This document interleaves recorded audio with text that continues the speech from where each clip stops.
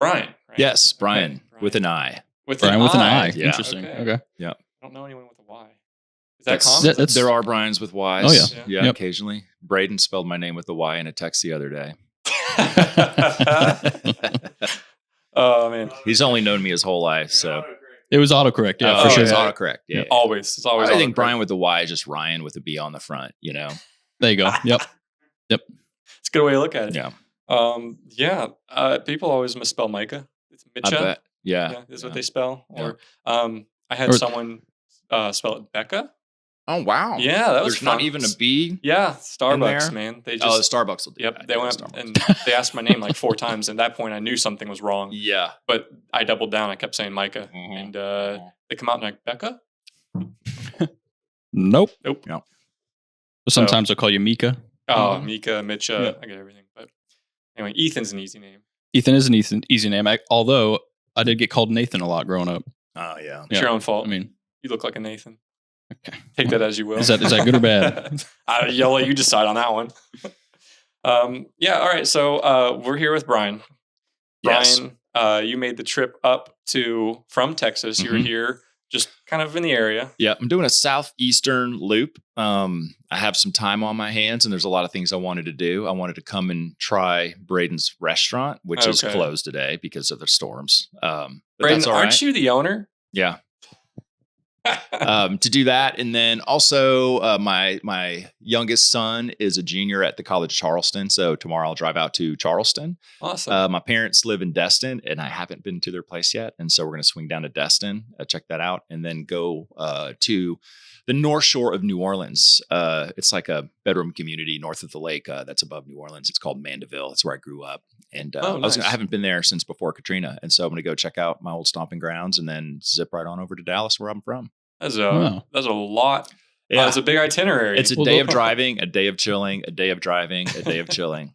But it's also a lot of cool destinations, though. They're cool destinations, Yeah, for I went sure, to Charleston a couple years ago. Yeah. And I had never been there before. It's a very neat town. It's wonderful. Yeah, My lots son of loves history it. and stuff. Yeah, Yeah. it's very cool. It is. It's beautiful. Also, I'm hoping to get a Bill Murray sighting one of these days. There you go. He's known to be walking around there Really? a lot. Yeah. Yeah. It's like New Orleans meets Florida is kind of how I feel about Charleston. Yeah, It's yeah, a really great place. It gets a little hot and muggy, it does. you know, and Yeah. it just drains me. Yeah. But I think we'll be fine. Yeah. On this trip. Yeah. But you live in Texas I now. live in Texas, So yeah. how is that, Dallas. the difference in the heat there? Because Texas is pretty hot. Yeah, it's bad. You know, it's the weather gets great, but then the mosquito, like right now, the weather's perfect. Mm. You're talking high 70s as the high, a lot of porch sitting time. The mosquitoes have not arrived yet. There you go. And so any week now, the mosquitoes are going to show up, and then we still have good weather. It doesn't really get bad until mid-June is when it really starts to, start getting up into the high 90s and the hundreds. But you can't really go outside that much because the mosquitoes are just awful. That's true. Yeah. Man, I miss Ohio at times like this. Yeah, right. When the midsummer, Ohio's Yeah. perfect in the summer. Yeah. Yeah. Winter, Oh, yeah, no. absolutely. Oh, winter's horrible up there. Yeah. So, you're doing a little loop, seeing family, That's stuff right. like that. To everyone listening, Brian's here. He came on the podcast. We invited him on because you are I don't want to get the term right. Kind of Yeah. like activist, or what's what do you consider yourself? I consider myself just somebody who's sharing a very difficult, sort of tragic story in hopes that other people that are in similar situations can feels connected, to feel like they're not alone. I don't know if I should explain what that situation is now or not. Well, that's up to you. Yeah. Yeah. So I have a son who's 24 years old, and he's going to be in a federal penitentiary for the next 15 years. He was sentenced to 17 years. He struggled with addiction, and that led to him selling drugs to a kid who overdosed as a result of those drugs. And those parents, they were out to push the law. They were looking for justice. Sure. Pretty hard. And so he ended up getting sentenced, and that's his life now. He's going to be in jail for a long time. And I'm not an addiction expert. I'm not a prison system expert. I'm just a guy who's gone through all this stuff and observed it, and feel like telling the story might be helpful for some folks, and also for people that know me, like my family, for them to hear all this stuff, because they're always, afraid to ask questions. I'm never afraid to talk about it, but they don't want to pry, or Right. so people they treat the subject very delicately. And so this kind of giving people permission to not worry about that stuff. We shouldn't hide these types of things that happen. We should talk about them. Yeah. Definitely. I think a lot of parents go through shame when they have a kid that's struggling with addiction. They feel like they did something wrong. Maybe they didn't parent right. And that's not the case at all a lot of the time. And I think kids, they get a vote, they decide how they're going to turn out. They decide what they're going to do. You can do your best to guide your kids, give them a good environment, but what they'll end up choosing to do, you have no control over that. Especially once addiction gets involved, then all bets are off. 100%. The drugs are making the decisions at that point. Yeah. Very deep. Yeah. Very deep. Very It's heavy. It can get emotional at points. But I think that's a very important thing you're doing. Yeah, thank you. You're kind of bringing light to something that's I think a lot of people shy away from. We've talked about it on the podcast a little bit on other episodes. Ethan's definitely explored it a bit more when we talk about it because he's been at least in the prison side of things, and so he has that kind of firsthand experience, so it's a lot easier for him to relate. But I think it's definitely valuable to hear perspective because when Ethan talks about it, we hear about the perspective of being in prison. That's a unique perspective, but it's interesting to hear from the parent because that's a very different. I mean, when I hear these stories, I always hear these people going, "I turned my life around." It's always the person in prison. And it's post fact. It's not you're living in the moment. Yeah.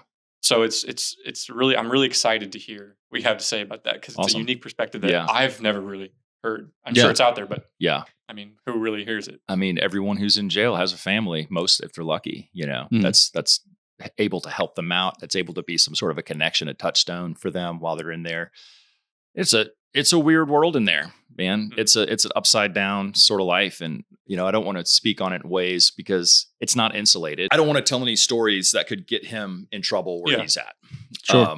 In that sense. So I won't be using his name. Yep. Understand. And I'll be careful not to, I don't know. What do they say in the intelligence world? They don't want to share ways and means. They want to share methods and, I forget what it's called. They don't want to share that when something's classified. And they don't want to tell the whole story because they don't want to share their methods. Yeah, I just heard that on the Gary, the guy with FBI undercover guy. Yeah. Oh, I'm listening to that one next. Blanking on the term, but I know exactly what you're saying. So just be a little careful with that.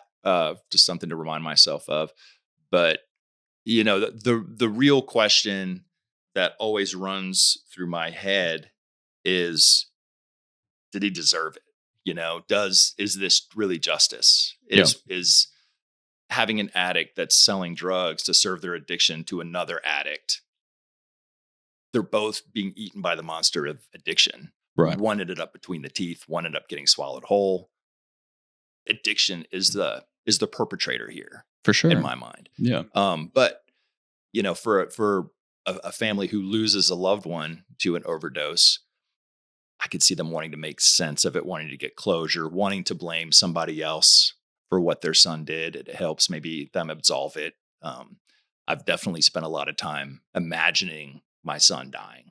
Throughout the addiction, there was a lot of dark moments where we don't know where he is or what he's doing. And every time the phone rings, you're like, oh, this is going to be it. This is going to be the call, And he was in Southern California in rehab. He ran off from rehab. Was running around on the streets doing God knows what. And I started researching, like, how do you get a body back? Like, do I go out there? Does it get flown back? Wow. Like, that type of stuff. So the idea of losing him has been very much top of mind to the point where I've played it out in my head so much. It's almost like I was ready for it. I was prepared for it, came to terms with it, but him selling drugs and being responsible or having a role in some form in someone else's loss of life, that was a surprise. That was never something I saw coming. So, wow. Did he get some sort of wouldn't be a murder, like a there were manslaughter, not a manslaughter. What he got was a trafficking charge of fentanyl, and that's it's like they did with crack. It's like they did with crystal meth. It's like there's a drug that's running crazy through the communities, and the most creative thing we could think to do is just lock them up for a long time. Right. And that's where fentanyl So he didn't catch a charge for the death necessarily. They dropped the death charge. The kid who passed away, he had overdosed twice. We heard that there were things on his laptop, on his own devices, that the parents did not want exposed in the case of a trial. And so that's why they ended up going with the plea Okay. deal. And so they dropped the charge, which, it's kind of like a poisoning charge almost, like causing someone else's death. That's a 20-year minimum. Trafficking fentanyl is a 20-year maximum. And because there was a loss of life involved, the family came in hard pushing for maximum sentence. They were asking for 20. They wanted to throw the book at him. Wow. They were not in a forgiving zone. Yeah. Right, right. There's been times where I wished that, it's going to sound terrible to say, that I wish my son had passed so I could show them the forgiveness that both of these boys deserved. Yeah. And there was none of that, just throw them away, lock them up, throw away the key, as though that's going to help anything. He didn't stop anyone from using. Yeah. Right. More kids are overdosing every single day. Right. He's in like you said earlier, he's in a system where he still has access to drugs. I'm sure because you were in prison and you had, I'm not saying you did any, but you had access. Like it's not, Yeah. it does just Oh, because yeah. you're in prison doesn't mean you don't have access. So like, if anything, that's making it worse. Yeah. And 100%. that's like, yeah. and that's supposed to, I know it's a punitive sentence, but at some point, if you're dealing with addiction, you need to rehabilitate. Yeah. And that's not a There's no rehabilitative No. environment. Yeah. And Like, then the question is, I'll be 66 when he gets out. Like, who's getting out? Who's this person going to be? What is the system going to do to him? How old was he when he went in? Pretty barbaric in there. He sold the drugs to the kid who passed away at the end of 2021. It was, Okay. the kid died on Christmas Eve. Like his parents found him in the morning. Like it's terrible. So it was terrible for them. And I can imagine like Christmas is now ruined. That Sure. holiday is toast for the rest of their lives. And to have that hole in their life, like I'm 100% feel awful and sympathetic to that situation. It took about a year and a couple months for them to build a case, for them to do the research. And then they showed up 2 years ago, 2023, and they picked him up at our house. We were on vacation. I'm going all over the place. I'm going to back up a little bit. No problem. Yeah. So he started using a lot after high school. He got arrested 3 times in 6 months, and that third arrest started the rehab journey. And that was about a year of going kind of in and out of rehabs. He decided to come home from Southern California where he was in recovery. And we're like, don't come yet. Let's wait. Let's finish the year out in your sober living. We'll get a sober living set up here and we'll take care of you. You come on home and keep working on your recovery. He didn't think he needed that. He found some girl that was also probably using that was paid for him to fly back to Dallas without us having anything to do with it. And there was about a 5-month period there where we weren't really talking to him that much. He wasn't living with us. We didn't support him with financially or anything unless he was in recovery. So he was selling drugs to make money and mooching off people and stuff like that. And it was in that era where he sold the drugs and the kid passed away. So because of those 3 arrests that took place, he had to face the state, and they put him in a 6-month, at the time we jokingly called it's like jail light. It's a recovery program that the state has, and it's really they're just semi locked up. It's like an extra minimum security arrangement. And if you do 6 months of that and then a year of probation, expunged records, and he's good. And so he had gotten out of that program. He was living with us and he was doing better. There's no guarantees there wouldn't have been a relapse right around the corner, because he certainly got friends that are still out there trying the best to get better, but still falling into relapses. And so there's no guarantee that he would have been better had he stayed with that program. But he was living with us. He was doing good. We trusted him to the point where like he couldn't leave the state because of his probation. And we trusted him to look after our house while we were on vacation. My younger son had spring break and we went out to the mountains. And one day we decided normally I ski every single day when I'm out there, but I decided I was going to relax and just read and hang out around the house. My wife brought the kids up to the mountain. When she was coming back, she called me. She's like, got picked up again, got arrested. And then we looked at the Ring camera and you see the lineup of SWAT team with their Oh my gosh. battering ram and a shield and the assault rifles creeping up to our front door to the Ring camera, knocking on the door, screaming. He came out, and we saw it all play out on Ring cameras. There was a small army of law enforcement officials there, and it was calm. He wasn't, he was taken in, no problem, no friction, no Nothing damaged. They didn't search the house. They just wanted him. And it took them about a year and a half to get the case together and to finally pick him up. And so that was 2 years ago. 2 years ago, March. Okay. So he was 22 when he entered the prison system. He was 22. Yeah, he was 22 when he entered the prison system. And, he went to a holding facility to wait for trial.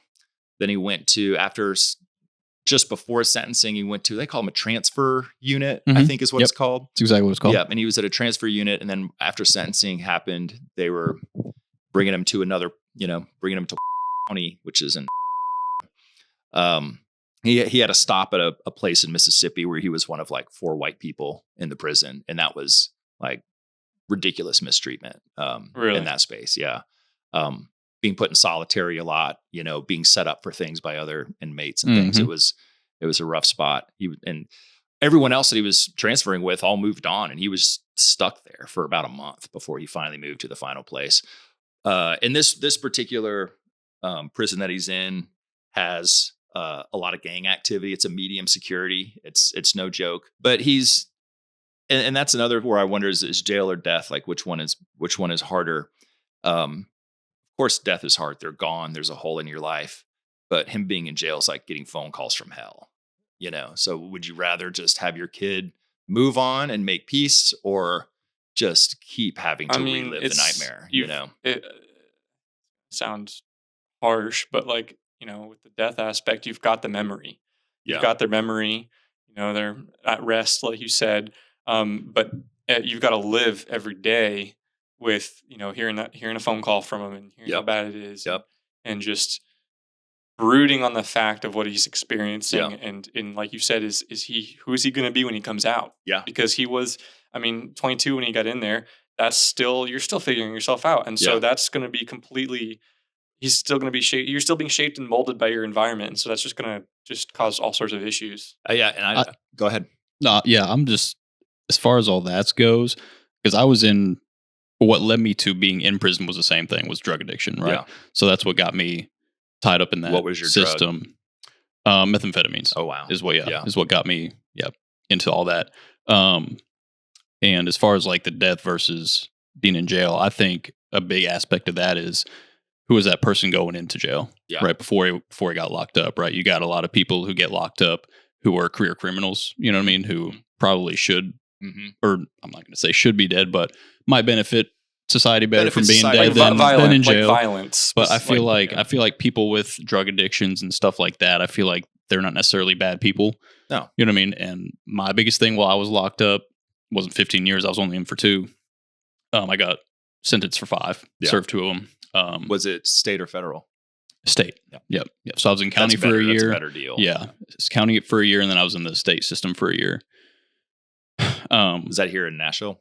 That was Texas. Yep. Okay. So you were in Texas. Yeah, I was Denton County. I served Denton County, and then I was at a transfer unit in Huntsville. Okay. And then I moved around a little bit, but then I got out in just outside of Dallas. I don't know I can't remember, but now from what I understand, the transfer units, when he was in it, it's pretty amicable. The races all hang out together. Yeah. It's pretty easygoing.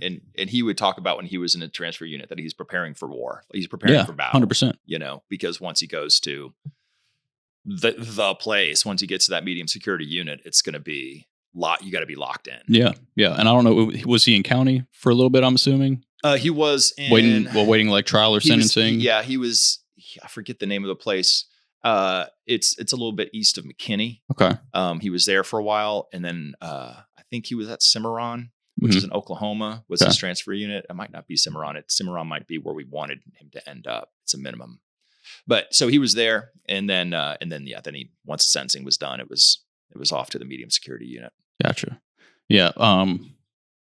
No, going back to the is it better for death versus being in prison? I can only, from my experience being in prison, what I thought about the most was what I was going to do afterwards. Yeah. I knew it was I got told by a lot of people who had been in there a few times, if you keep a level head, look to the future, this is just, at the end of the day, this is going to end up being a blip in your radar. That's right. You're going to, and he was right. Yeah. 2 years is easy. I can't imagine what 15 years could do to somebody. I'm glad that he has somebody on the outside to support him. You know what I mean? Like family on the outside, that helps a lot. I know from experience. He talks to his mom almost every day. Yeah, that's good. Because that was what I always thought about the most was what's going on outside. I tried not to get involved with everything that everybody else is doing on the inside because like this isn't who I am. You know what I mean? And hopefully like he's having that same type of experience. I think he is not. When it's 15 years, you'll drive yourself crazy if you're thinking about what you're going to do when you get out. That's true. Sure. It's kind of the Andy Dufresne argument. If you watch Shawshank Redemption, it's do you have hope? Is hope going to destroy you in there, or is hope going to keep you alive? Yeah. And it's hard to figure. I think what they try to focus is on the little things, the relationships that they're able to form, the friendships that they try to have. Sure. Finding whatever little creature comforts they can pull together, whatever little routines they can find to like make their days, go a little shorter, be a little more enjoyable. Yeah. So yeah. Yeah. Luckily I never made it out of the transfer unit. Yeah. Yeah. Yeah. But it's crazy. Like, if you work in an office, and you're walking by different people's offices, you're like, look at what's going on there. What's going on there? What's going on there? Can't do that. Oh God, no! Keep your head straight. Keep your head straight. Keep your head straight. You can share no emotion. Nope. You could share no feelings about anything in particular. You can't have any emotional outburst of anger or anything unless you're ready to go all the way. You can't talk shit about stuff unless you're ready to go all the way. Like to me, it sounds like the hell of it is just you have to lock down all human expression. You have to lock down all emotion. You have to become kind of a robot in a way. What is 15 years of that going to do? Yeah. That's tricky. Yeah. No, I mean, it was an adjustment even after just 2 years. It's definitely an adjustment. So yeah, I can't imagine. Yeah. That's rough. Yeah. It's very rough. It shocks me that in that situation, and maybe I'm uninformed, but last time I checked, they don't really separate at that level. They don't separate violent versus... Because he technically is a non-violent charge, right? Because they mix them all up for sure. The people that get protected are people that cooperate. But not always. They don't always get protected. That's one of the messed up things. The detectives push them hard. We'll give you a better deal. We'll do all this stuff if you cooperate with us. Meanwhile, when you're brought to talk to the lawyers, and the lawyers are saying you need to cooperate, and then you go back to your cell. And you see someone get stabbed in the face for cooperating. Right. What are you going to do? Right. Well, and those, like, anything could happen in 15 years. Yeah. And like the people come and go in there all the time. Detectives forget about them the second they walk out the door. You know what I mean? They're trying to get a case. They're trying to get some information, move on. And it's insane that it's manipulation. Yeah, absolutely. And they should say, oh, you're ready to cooperate? We're going to put you in this prison. You're going to be around other people like you. You're going to do blah, blah, blah. You're going to have special treatment. And they don't do any of that. Well, they don't have oversight over that either. No. Like they could have a little bit of influence, right. but they're just saying words. Yeah. Yeah. And the other thing, I guess that's one thing my son would want me to say is he didn't roll over on anybody. He didn't cooperate. He's no snitch. Right. He's proud of that. The reason why he's there so long is because he wasn't going to rat anybody out. And what he would tell us, because I got really upset with him, talked to him on the phone and stuff. It's like, why are you doing this to yourself? Why are you doing this to all of us, really? But I wasn't there when he saw someone get stabbed in the face for snitching. So that would definitely have an impact on me. Right. And he also said like the people that he could have ratted on were already like he didn't have anything really to offer. And I was like, well, if you don't have anything to offer, then just tell him cooperate and give him what you can. He's like, I got stabbed in the face. So I don't think it's a real deal. Even if you don't snitch on anything, if you're perceived to have snitched on something, I mean, they're not going to listen. Like, I didn't say anything. You're still getting stabbed. Yeah. Yeah. No, I mean, from what I heard, like I didn't see anybody get stabbed. I did see a lot of tussles and whatnot, but there's very few things are worse than a snitch in there. Yeah. And child molesters, exactly, rapists. Yeah. That's pretty much it. Yeah. And so, if you're you could murder 10 people, and if you're a snitch, you're worse than that serial killer. Yeah. Right. And then if you're a snitch, you're also like a child molester. You're on the same level. On the same level. Yep. They do the same things. Yeah. Yep. And so if you're a child molester, you'll get protected in some form or fashion. Second you're on the yard, you're toast. Yep. But there are regular suicides. There are often murders. There's a lot of violence where he's at. Wow. Yeah. Wow. Where is he at again?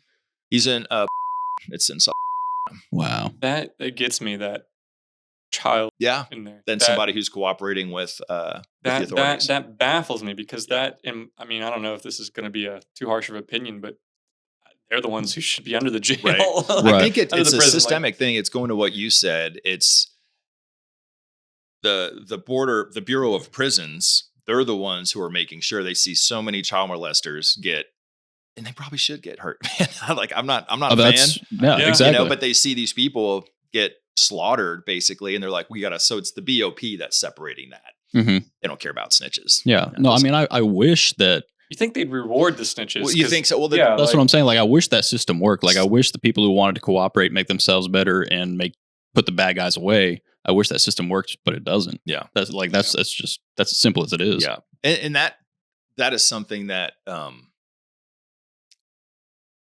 my horizon, it feels like an existential impossibility to have any impact on the prison system. Yeah. But getting into that world, getting into sharing my thoughts and what I learn, what I can research, and once I've sort of told my story, then it becomes how can people make a difference? where can people follow you on this journey and this story? Right now, you're I'm only sharing? on TikTok. I just started putting posts up about 2 weeks ago.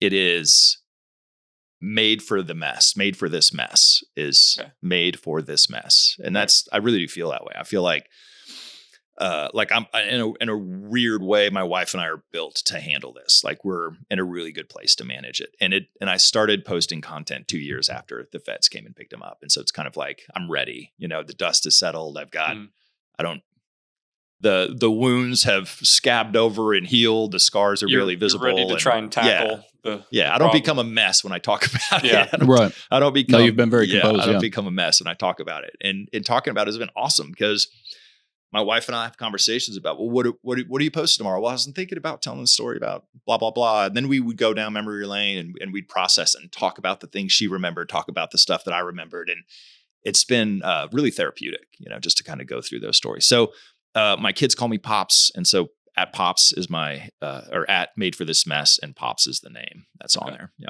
All right. And I'll probably end up moving all that content over to YouTube Shorts and Instagram, and Yeah. all that sort of stuff. But I mean, at this point, it's getting pretty easy to connect everything. So, Right. But we'll definitely We can include some put links onto Yeah. our if you Yeah. want down there. Yeah. for everybody listening who wants to look into it. yeah, and I feel bad like putting it out every day because people that follow me, I don't want to depress them. Like I don't want Well- every day you're getting another depressing.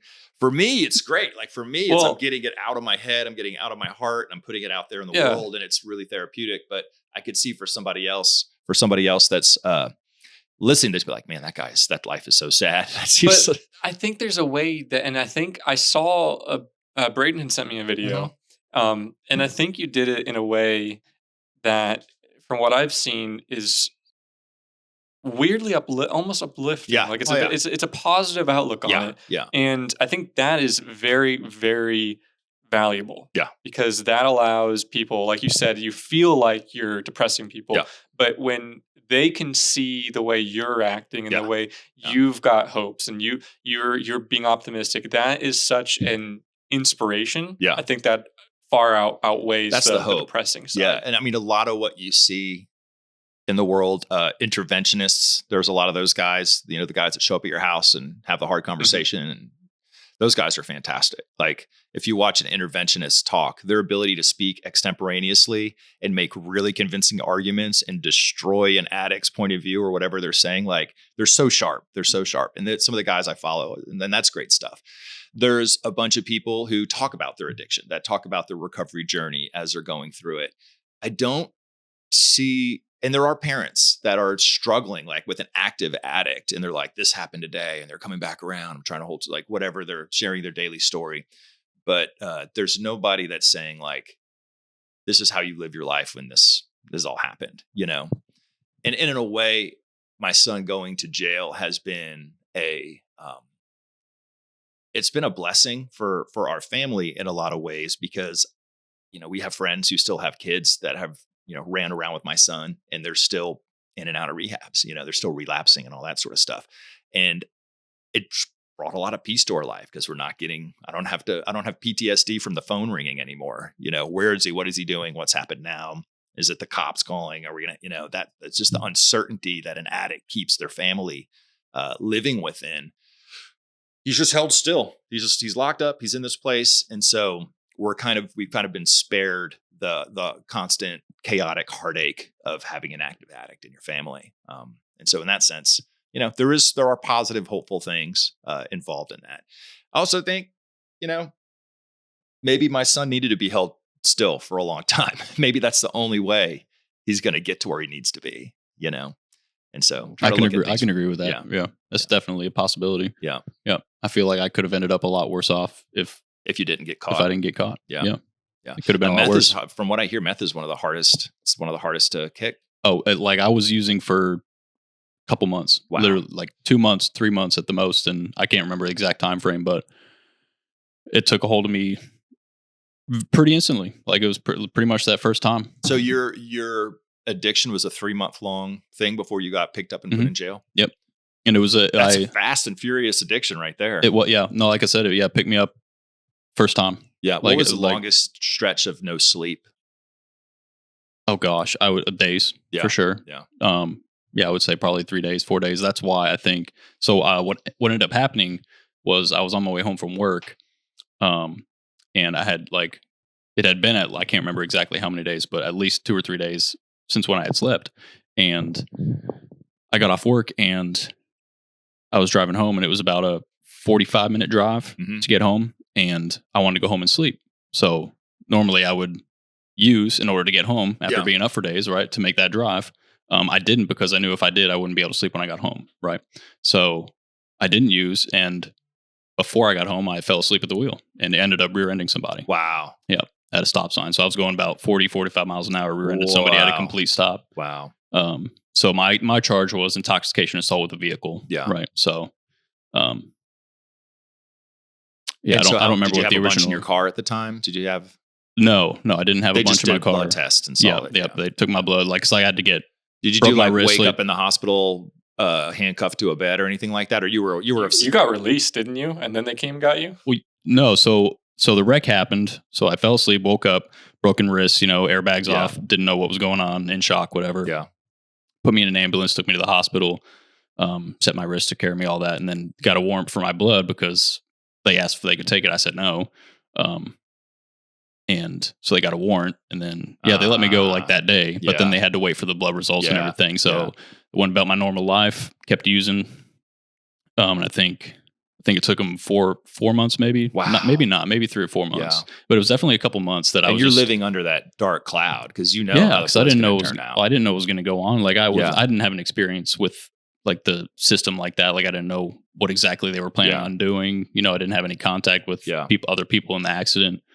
And then they showed up at my house one night and took me in. Yeah. Wow. Yep. Wow.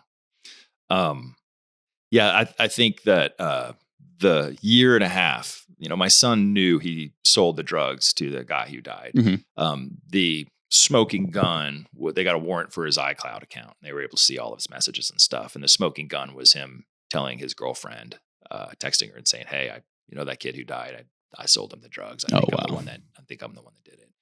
And I think it ate him up. He was depressed. Oh, for sure. He was an anxious, depressed person through all that stuff. And I think getting caught, and we talked about this, he was kind of relieved. He was relieved that not that I got caught. Now I have to go spend a bunch of time in prison. He was relieved that he didn't have to carry this weight anymore. And he was an addict. He was for maybe 2 years, pretty hard. There was, I think he was dabbling, and then all of a sudden, right after high school, it just kind of got out of control. And you learn to not trust anything an addict says, And he made some comments first of all, the 2010 to 2020 fentanyl city running through high schools, just crazy. He knew 9 people that overdosed, most of his friends know a bunch of people who have overdosed throughout their group. A good friend of mine back in Dallas, his son died of an overdose at 28 or something like that. It's just everywhere. it shows how dangerous the substance is when you've got this many people overdosing Yep. and you witness it. It's firsthand encounter with these overdoses and you're still taking it. It's got Yep. such a grasp on you. Yeah. It's And they people don't did- need to think about that. Like, There's a little graphic where it shows how much fentanyl it takes to kill a person. Mhm. Yeah. It's like sits on the edge of a pen. Like, Yeah. it's crazy. Small amount. Yeah.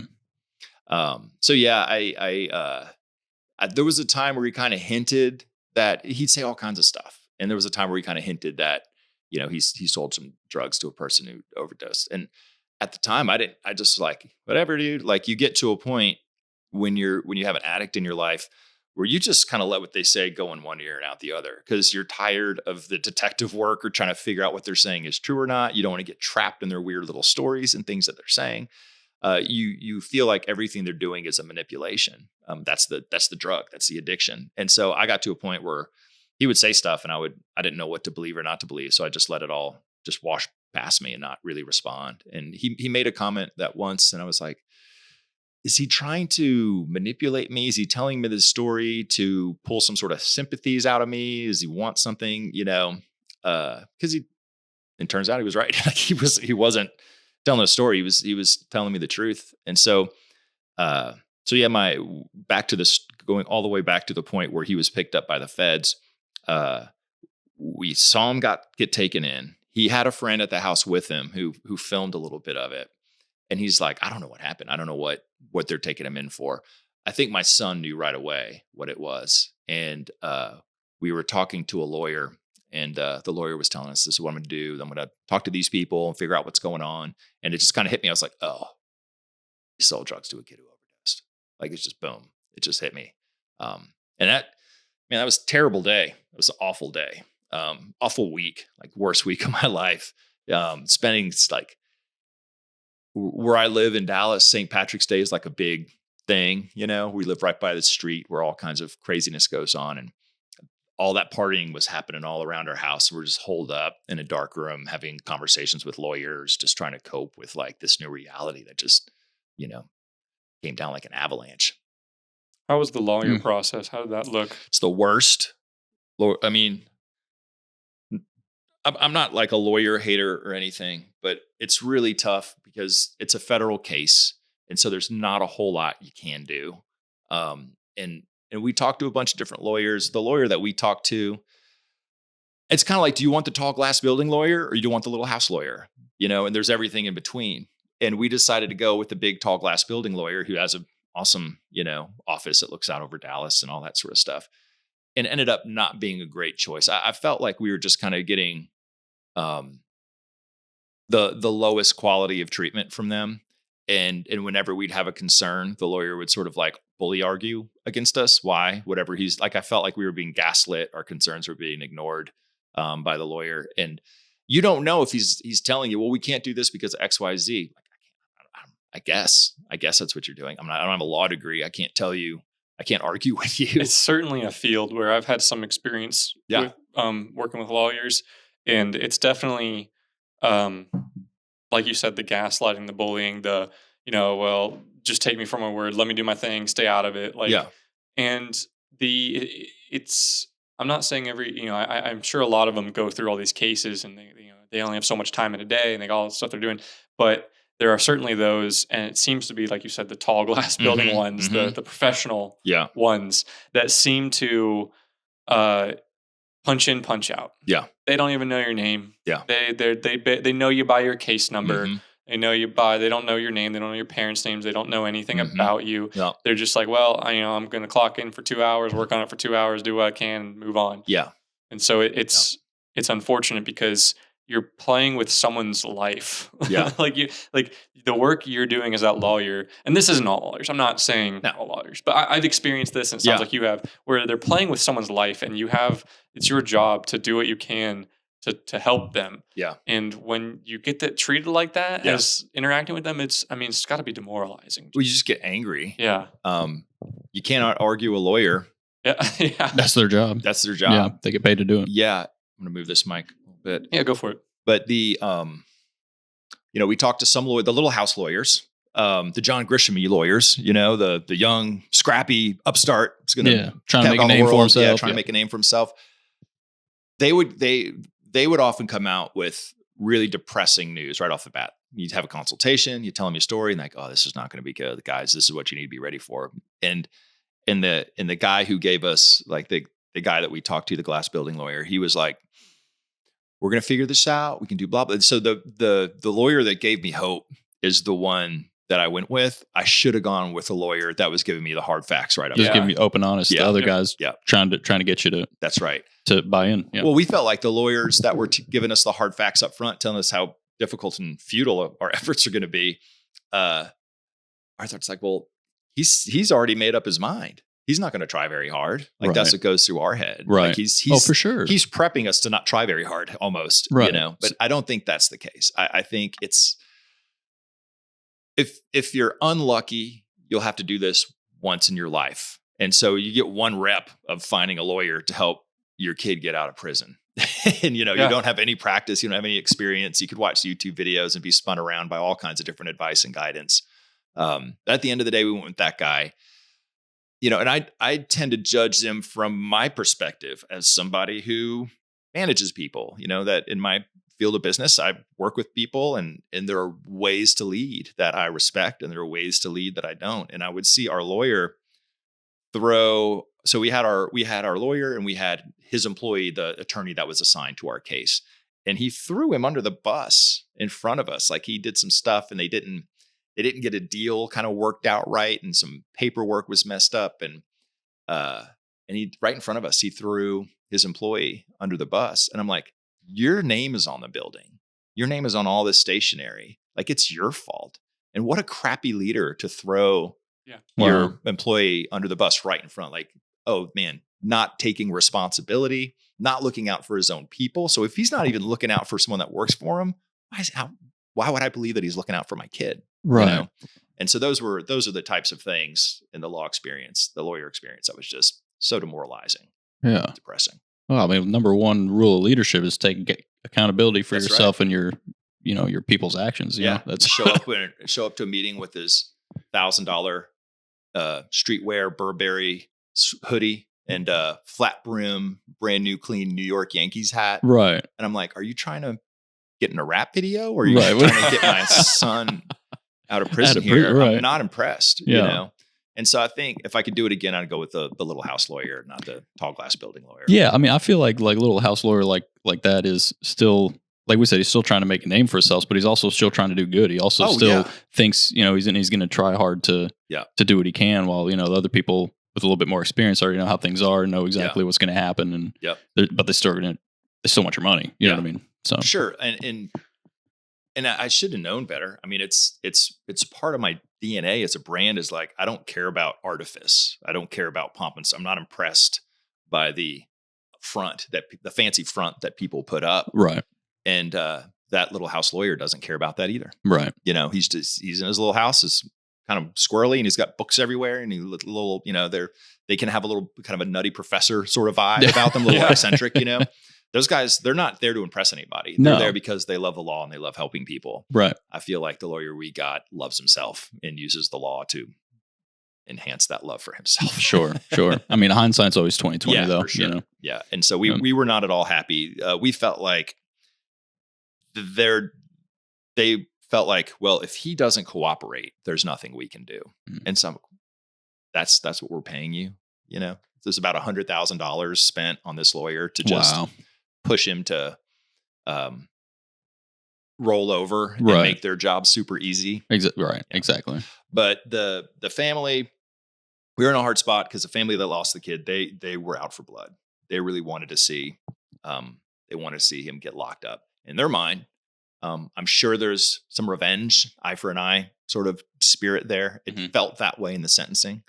I'm sure there's also a sense of like, this is justice. We're going to save other kids, by putting him away. This kid's not going to sell drugs and hurt anybody else. Well, at any it's not point, how it works. Like, kids that want drugs are going to find the dang drugs, no matter who's going after. And at any point, was it explained in the hearings or the proceedings or anything at all, kind of like the level of dealer your son was? Because it sounds like, I mean, I went to school, criminology. He was a level of dealer that sold to someone that overdosed. Like that's all that really mattered. From everything you've Low said, grade. Yeah, he's he'd be bottom replaced in an hour. He's selling drugs because he wants to get free drugs. Yeah, that's what he's doing. He's selling to fuel his addiction. Yeah. So he's not the one that taking him out is you're not doing it. It does nothing. Yeah, there's another one right there. Kids are still overdosing. Yeah. It's not like he was in an apartment that's surrounded by boxes and pill pressers and all that, whatever it's called. That's like he wasn't in that world. Yeah, he wasn't in that world. He wasn't trafficking stuff across the border. No, he was just a dude that another dude knew that he had it. Yeah, push it. A dude he met in rehab too. Yeah, this is a guy he met in rehab. And this is also you may relate to this with addicts. Helping people score is one of the things that gets people to relapse so much. And there's a sense of like, I want to help you. I've got a hookup. I've got my plug. Let me go talk to the guy. I'll get this, And so that's, I hate to say it, but like, generous dude. Can y'all beep out his name? Yep. Yeah. Okay. We can do that. My son is a really kind, giving dude. He wants to help people. Oh, you're looking for this? I can help you get that. In his mind, he's being a good friend. In his mind, he's being, do you need something? I'll go get this. What happened? I'm just time stamping, so we know where to go. I know where to grab it. In his mind, he's helping somebody out. He's doing somebody a favor. He's being a good bro, helping his friend get whatever he needs. There was a little extra in the discovery process. When they make this plea deal, it's like, and they start going back and forth. They're like, this is what we think the sentence would be. And it's like, okay, well, we have evidence that say the sentence should be this. It's kind of like the trial's playing out in paper. Everybody's looking at all the evidence. Everybody's reading everything. And people are making paper-based documents of, well, we assume he's going to get this kind of sentence because we see. So the case is kind of tried, on paper as it goes up to sentencing. Mm-hmm. And there was some evidence that the guy who died, there's some evidence that he did not want fentanyl. Like he just wanted regular prescription pills. Or there's evidence that my son said all he can get is prescription pills, but he ended up giving him stuff that was laced with fentanyl. So he gave him dirty pills. And there's no proof that my son knew the pills were dirty or not, but it was because of that, because were they able to find evidence that he was asking for the dirty pills, the sentencing would have been lower. He would have had a couple of points off, and he's only like 2 or 3 points from being in minimum.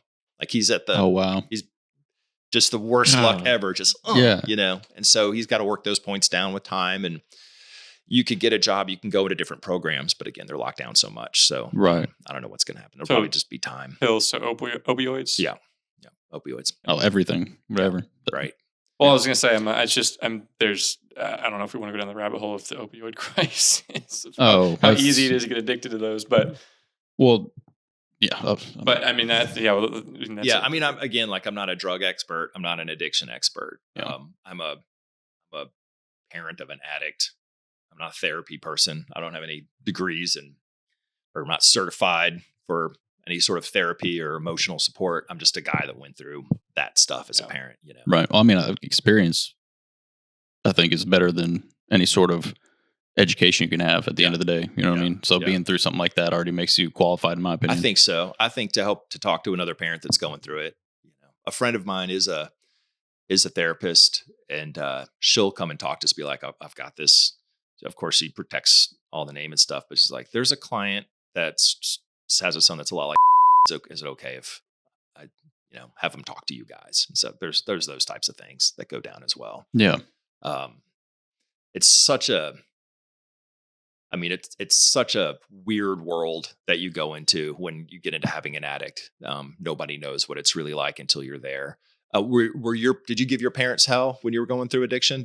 Were they aware? Were they a part of it? Were they in the picture at all? No. So I was living in Texas. They were already here living in Tennessee. Okay. So yeah, luckily they didn't have to experience it firsthand. And you didn't get to a point where you're like selling off everything and stealing stuff. And I was getting to that point. You were getting to that point. Yeah. Running out of resources. Yeah.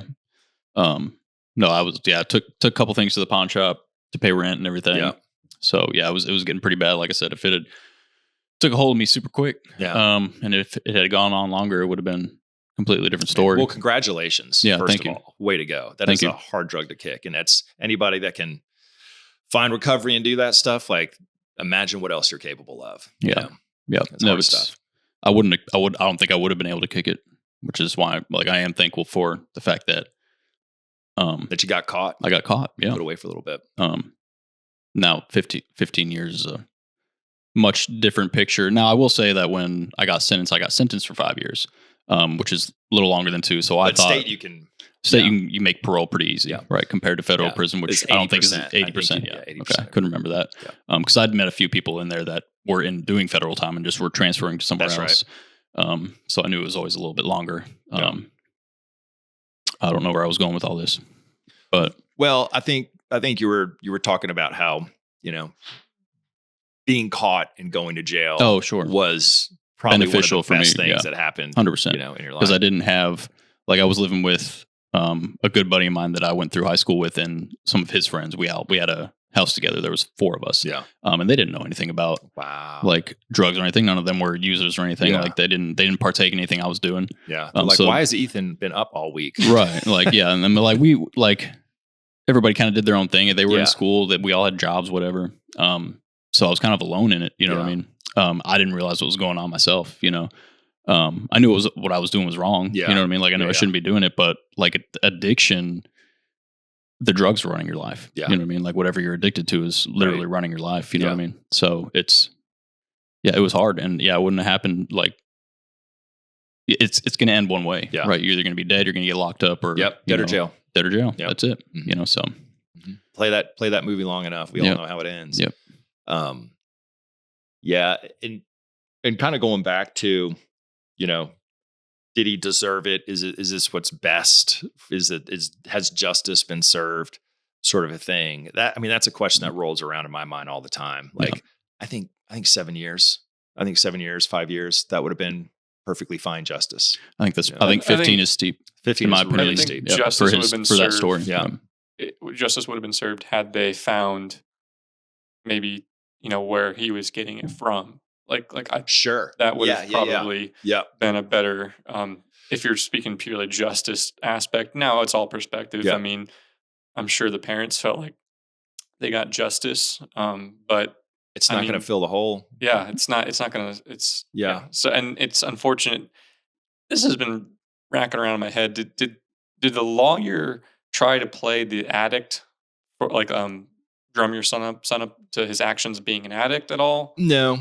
Now in sentencing, we had 3 people talk. I spoke, my youngest son spoke on his brother's behalf. And then we flew in our son's recovery counselor from Southern California. And he spoke on, this is an addiction issue. Like he spoke on that. He talked about some stats. He talked about what he do with my son.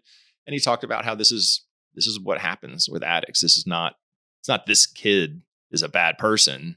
He became an addict, and addicts do this stuff. It's trying to just how I look at it, kind of said at the top of our conversation is both the kids ended up in the mouth of the addiction monster, and one ended up between the teeth, and the other one got swallowed whole. I don't think either of them are to blame for the other's situation. I agree with that. I can't believe the lawyer didn't try and play that, because that's because well, they never went to trial. Right. Oh, plea. That's right. A plea deal. But I'm sure still, with I'm plea, sure those still arguments. Yeah. And that's what kind of stinks about the plea deal, is because we're really out of the picture. Yeah. And that point, it's lawyers it's defense talking to prosecutors. It's a numbers, and they're looking at the what case. You can get, and it's no longer. Yeah. It's hard to attribute what you're doing to the impact on someone's life. Yeah. Like I said, I went for criminology. I learned a little bit of that process. Yeah. And it's really just such a broken process that the fact that the plea deal is used as often as it is not intentional. Yeah. It's not meant to be this end all be all, which is what it has become. Yeah. It is very rare to go to trial, because trial, when by the way the system was developed, the trial would have probably accounted for that addiction. They would have accounted for your son being addicted. Yes. And you would have real people with empathy and understanding see everything and make a judgment call on that. Yeah. But when you do the plea deal, it's quicker for the system, Yeah. and they're like, we just got to go. And so you Yeah. lose that aspect of real connection, real understanding, and empathy going on in that system. Yeah. Well, and I feel like the prosecutors, like obviously they're out to make a name for themselves too and progress their career and everything. So and the narrative of always like, oh, if you go to trial, they could hit you with the maximum. You know what I mean? You could be away for life. Whereas I can make you this deal, where you only do 20 years. Sounds a lot better than being in prison for life. You know what I mean? Yeah. And when you're in a law and order red state situation, they want to get reelected, man. Exactly. That prosecutor wants to stay in place, and the district attorney wants to stay elected, and they want to show we put 500 people away for fentanyl. Yeah. And so my son became a stat to help somebody get reelected. Yep. Just became buried in that place. And again, like the family did not want to go to trial because this kid was no angel. He was struggling with addiction as addicts do. Sure. And so, he wasn't a squeaky clean addict. There's no such thing. Did your attorney push for plea? Yes. Well, I think the prosecutor said they're willing. The family was willing to make a plea deal to drop the bigger charge, and prevent a trial. Okay, so prosecution and the family wanted a plea deal. They did not want to go to trial. Still, wow. I don't know. I'm not a lawyer. I just find it hard to believe that your lawyer didn't pick up on that. And like you said, he wasn't probably, working his best on it. But like, that to me seems like such a big thing to pick up on. Yeah. And I don't know, maybe if I go talk to... That sounds like leverage to me. Yeah. Right. Well, I mean, they had some leverage because they had everything on the kid's laptop. I believe the kid had also been arrested for domestic abuse in his house. I also found it really interesting in sentencing. We had 30 people there. I mean, our side of the courtroom, the benches were stacked, and we still had another 8 people sitting outside. And then it was just the family representing. They had some signs out front, some kind of like justice for blank so type of stuff. And we have a lot of upstanding individuals, wearing their suits, wearing their Sunday best, standing in the court, ready to support, my son and my family. And they asked for security. The other family asked for security to bring them in because they were intimidated by all the people that were there.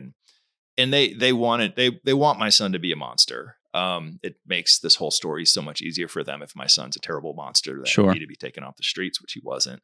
And shortly after my son was picked up, a little mini documentary came out from the family talking about their son's addiction and him overdosing. And he's like, because my son had been picked up, they could put the YouTube video out. And it's so weird watching it. There's like, and they got the guy that did this to us, and that sort of thing. And clearly this family had not come to terms with their own son's addiction. It felt like they didn't understand what it is to be an addict necessarily, to be an addict in the family. And they don't understand how to process this type of grief.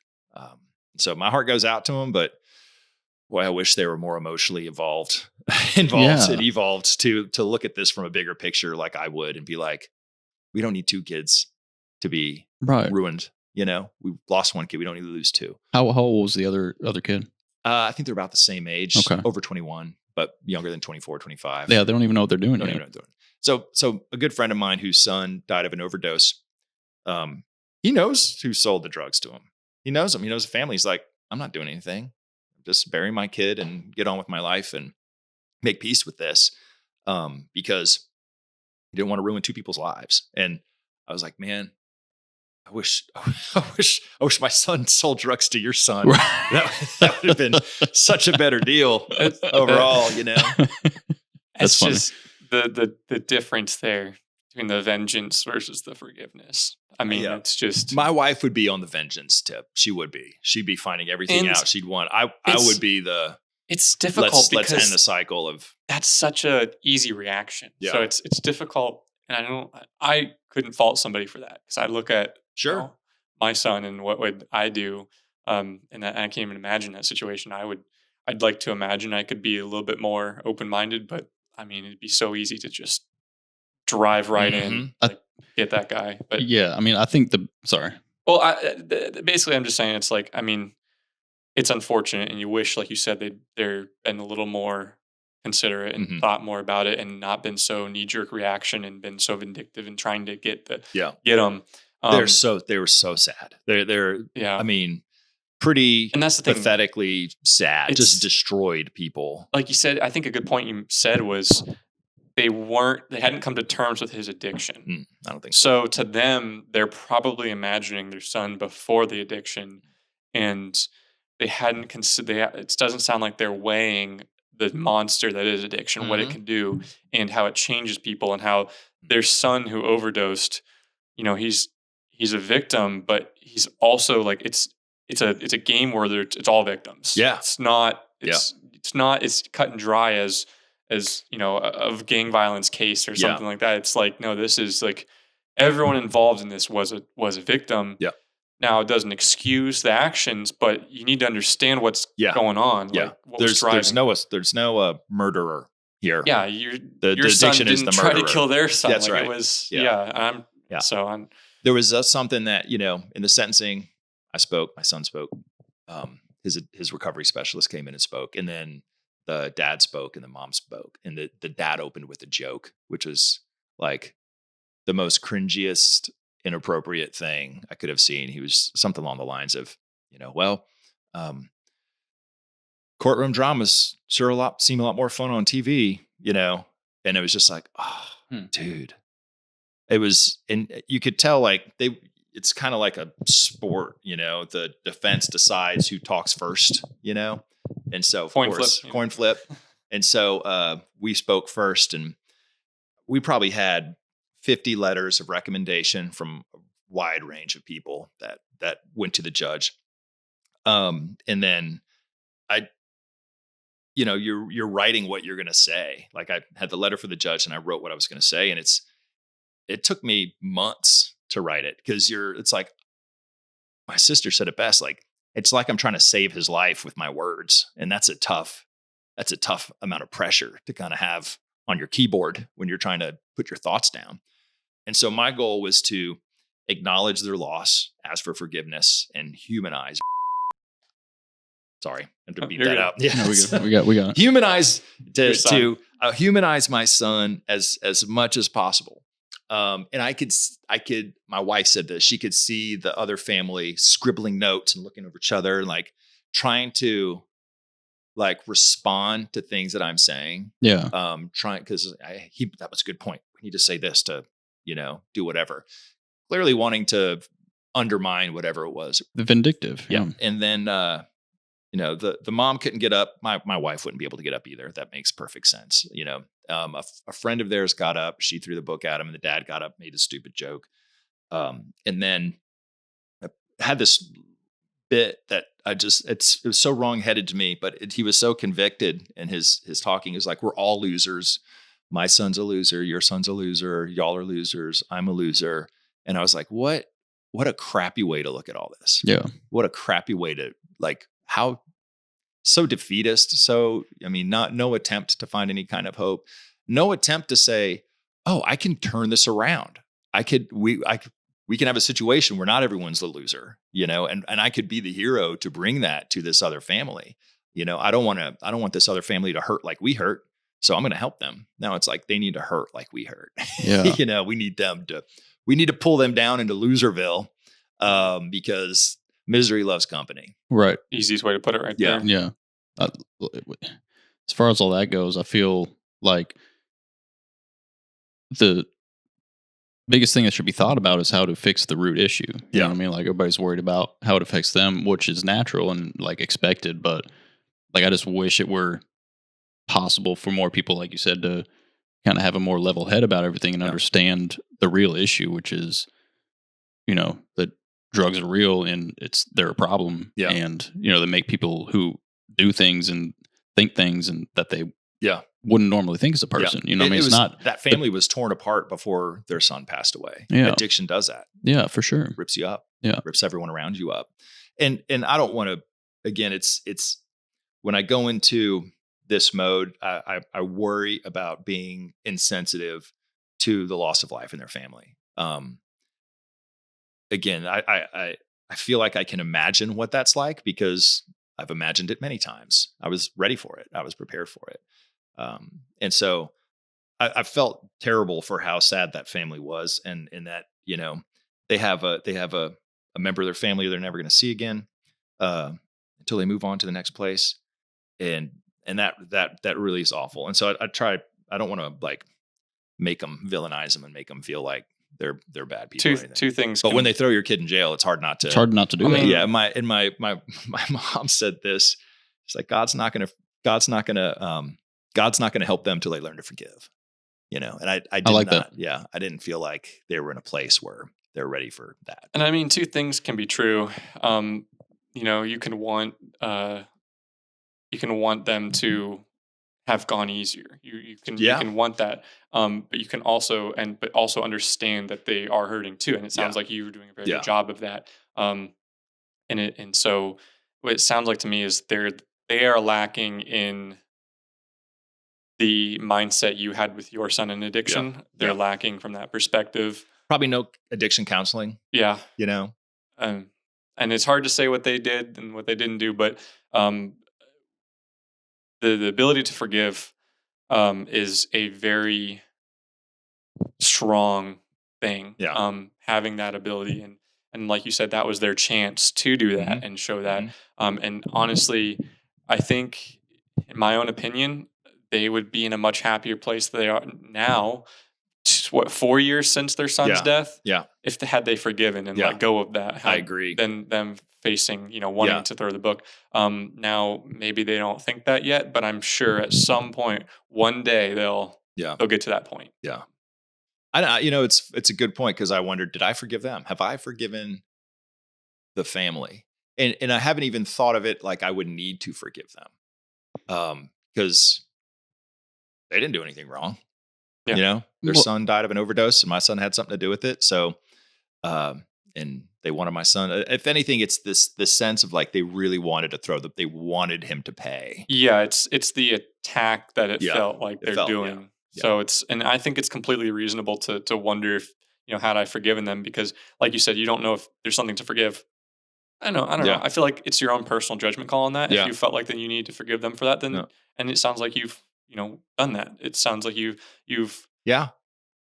at this point just want them to not hurt. I want them to find peace. Yeah.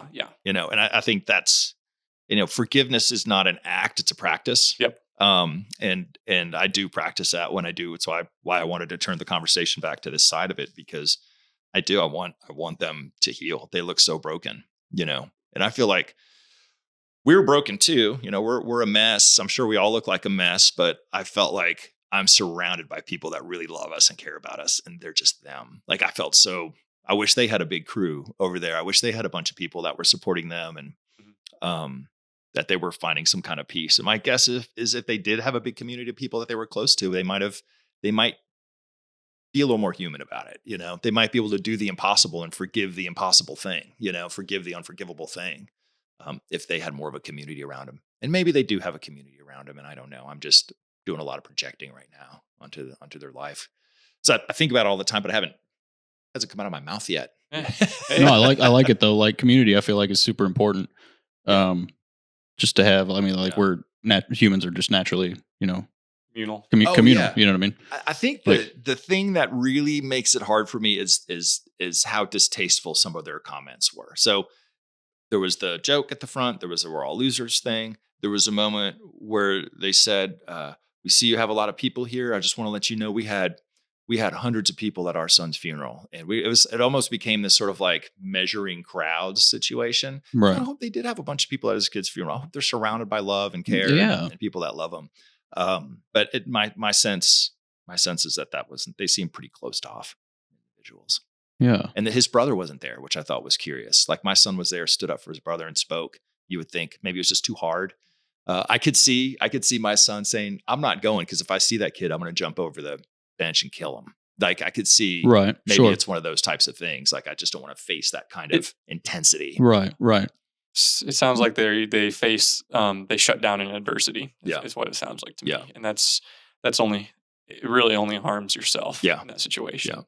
And I understand that they probably felt maybe some sort of justice, but at the end of the day, I think once however long it takes, they're going to look back and realize they ruined an additional lives that they didn't Yeah, that they might. not ruin, but they I should say I hope that they do. Yeah. Because that will mean that they've reached that level of forgiveness. Yeah. And that's like I don't know, I forget where I'm blanking, but I hear it seemed you don't forgive for them, you forgive for you. Yeah, that's right. So Yeah. it shows that they're not forgiving. It's really on them. It hurts them. If I were to get a call, say, hey, I just want to tell you that I'm sorry how it went down. I'm sorry what happened to your son. Forgive you. If I can go back, I'd try to fight for life. Like, sorry for what ended up happening to your family. Just as I'm super sorry for what happened to their family. Not a whole lot of that, but we wanted to talk to them. We tried to get our lawyers to like get us to talk to each other. And there was a moment where it looked like it might happen. And then, nope. They're like, we're not talking to y'all. And I thought that was so weird. Like It is weird. I would want to talk to the parents. I'd want to talk like we're brothers and sisters in addiction. You know, we both struggled so many of the same things. We have more in common than they'd probably imagine. Could have brought a lot of comfort to them and to us to have a chance to sit down and for us to, you know, apologize for what happened for our son and ask for their forgiveness in person, you know, before it got to sentencing. I feel like had we been able to get them to really see us at a human level, it would have been hard for them to throw the book, want to throw the book at my son. But I think they knew that would too, and so why they didn't want to meet. Yeah, You know? I believe that. It's easier to do that to someone they don't humanize. Yeah, make them a monster. And I feel bad because I'm kind of doing the same thing with them right now. Yeah. I can't imagine like if my son passed, I would feel like awful. All the dreams of what could have been gone. But I'd also feel like, well, at least he's at peace now. You know, he was really struggling. It wasn't made for this world. You know? And it goes to show that your emotional development there and accepting of the addiction. Yeah. You'd come to terms with it, not saying. It's 2 years of counseling and research and all that sort of stuff. Yeah, I imagine their perspective, like you said, is probably much easier if they hadn't accepted. Yeah. It, so I mean, the first time I found out that I had a codependent relationship with my son, I was like, what are you talking about? I'm not codependent. I'm not dependent on him. He's dependent on me. He's like, here's this book. My therapist was like, here's this book. You should read it. And I read it first page. I'm like, that's me.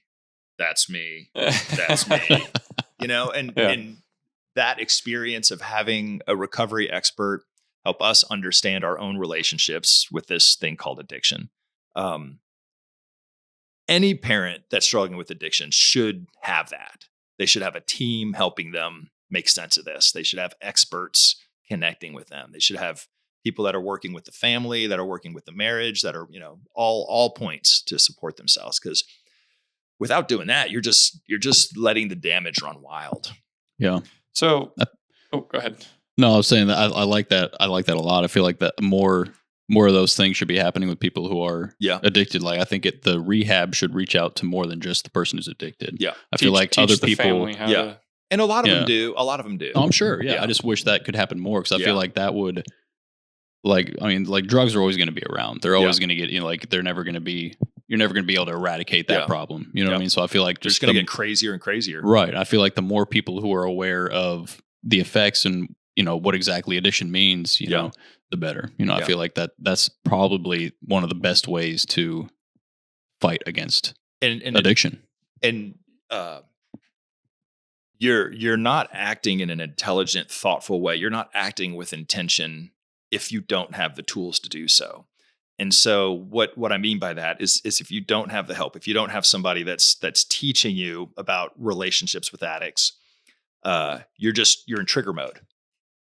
You're defaulting to your basest response level. That could be anger, that could be sadness, that could be guilt, that could be shame, could be all kinds of things. And so you're not really doing anything. You're just a robot that's using your existing programming to respond to what this addict's doing. Instead of saying like, oh, I can reprogram myself. I could change my behavior. I could find new ways to relate in this situation. That preserves the relationship with the person, because relationships get ruined in addiction just because people don't know how to act. Mm-hmm. They don't know how they're supposed to relate to each other. Fear and anger and all that stuff comes out. Yep. So yeah, I think that getting the tools and learning that, oh, I can reprogram myself. I could read, I can learn, and I could find new ways and preserve the relationship with the addict instead of ruining it by being angry and stuff or making them feel shameful and embarrassed or whatever. And it protects yourself. Like it's the mental and the emotional tools to not let yourself get damaged by what your loved one's doing. And it helps preserve the relationships within the family unit. It helps the family kind of learn how to process this stuff together, which is funny. My youngest son just checked out on the whole thing. He did everything that my oldest son did. He wanted to do whatever he's doing. Like when they were coming up, I would try to do like one-on-one dad. Saturdays were dadder days. And we'd go off and I'd take the kids when they were tiny. I'd just take them off and like give my wife the day. She can sleep in, she can do whatever she wants. I'm keeping the kids out of the house as long as possible. We go get breakfast, go to playgrounds. I went to every science museum, flight museum. Like I had them all, the zoo, like all those aquarium. Like I was hitting all those places on a regular basis, then end up someplace to get some lunch, and then try to get back to the house around 2 or so. And there were times where I was trying to hang out with each of my sons individually. So I'd spend, and of course my oldest son's like, yep, that's what I want to do. Get little brother out here. I want to hang out with just you. And I'd spend half the day with him, and there'd be time for me to spend half the day with my younger son. And he's like, I want my brother to come with me. He didn't want to just he'd do whatever brother's doing, he's doing. As soon as my son started going off the rails, my youngest son stopped following. It's like, I'm not doing that. I'm not doing what he's doing. Interesting. And I have to give my oldest son a lot of credit. Like, he didn't try to drag his brother into the muck. He kind of did his best to keep him away from all that stuff. What's the age gap? 3 years. Okay. Yeah. But for my youngest son, I don't know to what degree he's fully processed all that stuff. We talk about it. Definitely had an impact on him. I think it definitely made him a stronger person. I think it gave him some much needed perspective that has helped him mature beyond his years in a really, really healthy way. He never disconnected from us. He saw his older brother disconnecting from the family. He's like, oh, I'm not doing that. So I never had the teenager who didn't want to be around his parents. Like he was always. It sounds like you're blessed there in that 100%. Regard. This is some of that, find the silver lining in the situation. And it sounds like there's a lot of silver lining to be had with your younger son. Yeah. With the situation. Oh yeah. Silver linings all over the place. I'm going to be honest with you. Like my perspective is that this didn't happen to us. This happened for us. I don't think it happened because we deserved it. It happened because we can handle it. I believe all that stuff. I think that I'm a spiritual guy. I'm a faith guy. I don't wear it on my sleeve very often, but I think my son's here to do some important work. And him spending 17 years is part of that journey, so we'll see what happens when we get later on, when he finally gets out. And I kind of was picking up on that with your explanation of how your perspective of the forgiveness and everything and the other families, how they've kind of felt, because I think that plays a lot into your reaction with this. And like we said earlier, how you're able to move on. Yeah. You're able to do something with this experience, this horrible, horrible thing, this tragedy, but you're able to do what you can, and you're starting this, what do we want to call it? Like we said earlier, not activism, but like a journaling, journaling my experiences. You're able to do that in public journal, make a positive out of this, and try to reach out to those who are suffering and experiencing this, and maybe they haven't gotten to this level that you're at. Sure, you're like, hey, here's a hand up. Yeah. Here's a way forward to those parents who are like, I'm so depressed, I don't know what to do. I'm lost. And then if they can see your content and see like, this guy's walked the path before me. Here's his footsteps. I can follow him and see what he's done and the breadcrumbs he's left for me, and do these things. Maybe I can find some closure, not even closure if it's, but find some meaning and purpose to what's going on. Yeah. So it's really admirable. I'm very excited to see that journey, because I think that's a great thing you're going to be doing. Awesome. And I don't think I've cracked. I mean, right now it seems like my followers look like they're mostly just people that I know and family and stuff like that. But start somewhere. I make a lot of these little stories hoping that parent that's tearing themselves apart, sitting in their bed at night, doom scrolling, comes across something. As long as you reach one. And is like, I'm not alone. As long as you reach one, that's what I always That's right. say. As There long you as you go. reach one person, that's all Yep. that matters. Awesome. So, yeah. Do you want to share, like, again, kind of where we can find you and follow along with Sure. that? On TikTok, it's Made for This Mess. So if Okay. you just search Made for This Mess, and the name is Pops on there as well. Got like 9 posts up. I'm trying to do every other day. Yeah. I know you're supposed to do like 3 times a day or every single day. but- Surprisingly, I've been doing a lot of research into this Yeah, too, what do you because we're think? still trying to Yeah. grow. They found that one post. a One day. post a day. The timing Yeah. changes and varies, but one post is huge. Yeah. That will, because like you said, you're trying to do every other day because you're trying not to overload. Yeah. But the one a day kind of is because it's all about hitting the algorithm. Yeah. It's gonna hit that algorithm and it'll go. You're not the first person to tell me that. Yeah. It's like, some people figure this out. We're still trying to figure it out, but Yeah. um, and they change it up, and different platforms have Yeah. different things you got to do. And it seems like every quarter, it's like, oh, well, now they're doing this. First, it's short yep. form content. Well, now they're really pushing long form content. Something Right. interesting I've kind of found is a generational gap in who likes what content. So when we were trying to figure out what content we were going to do, the timeline and all that stuff, timing and stuff like that, we had this idea. We kept saying, long form. We want to do hour plus, stuff like that. Yeah. And that's what we started with. And we had some people go, that's great. And we had some people go, that's way too long. Yeah. 30 yeah. minutes. Yeah. And I stopped and I looked at who was telling me 30 minutes and who Mhm. was telling me long form. Yeah. The older generation was telling me 30 minutes. They Oh, were saying- wow. yeah. Wow. Because I thought about it. I'm like, that doesn't make Yeah. sense. I was trying to figure this Yeah. out. I Yeah. think it's because, especially with like news oriented stuff, we're not necessarily news oriented, but like with Yeah. informational stuff. Yeah. The older generation is used to news cycle. They're used to 30-minute. That's right. Well, they're used to television, right? Yeah, You got so- 30-minute How I Met Your Mother's, 30-minute Big Yeah, Bang that's right. Theories, you Yeah. got So to 30-minute them, news. Or they're more like like 30 30-minute cheers. Yeah. 30-minute. Oh, I didn't go far back enough. Yeah. 30-minute Seinfeld. Family. 30. Exactly. Yeah. So because everyone younger was telling us, oh, we like that hour and Yeah. a half. We like to be able to put it down, pick it up, and Yeah. stuff like that. And the older generation was like, that's too long. That's too much to pay attention for. I'm like, I was like, wow, I did not expect that. Yeah. Right. But I an think- interesting little snippet. I think of my what I've dad's seen. come around to liking podcasts, but at first he's like, I can't watch podcasts. I just I hate hearing people they're just talking. They're just randomly going like I have to listen to all this conversation. Just get to the points. Like, give me the facts, what I need. And I guess I think he's come around. But for me, that's part of what makes it awesome. It's like I love sitting that. in your experience, and I'll look for a long format podcast. I'm going for a long walk. I'm going to be doing some work. I'm going to be laying down and going to sleep, whatever it might be. I'm usually looking for the longer format stuff. Yeah, I like listening to people unravel their thoughts in real time. You That's know what I right. mean? I like that it's not a script that's being read off. Right. You know what I mean? That like Yeah. I know what's coming.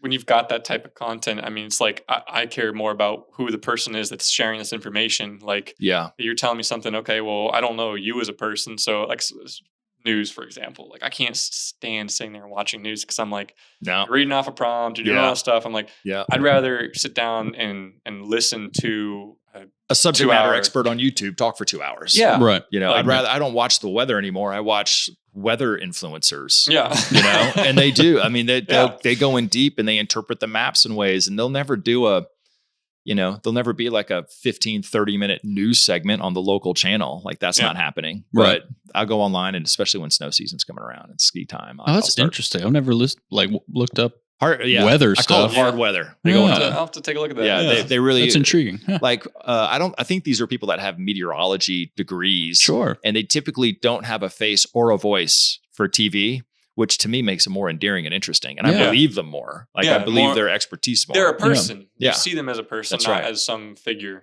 Yeah. Yeah. Yeah. So- And they seem more like an expert. I think the odds that you have an expert that is very charismatic and has a great voice and is also good looking all at the same time. Is Right. next to Yeah.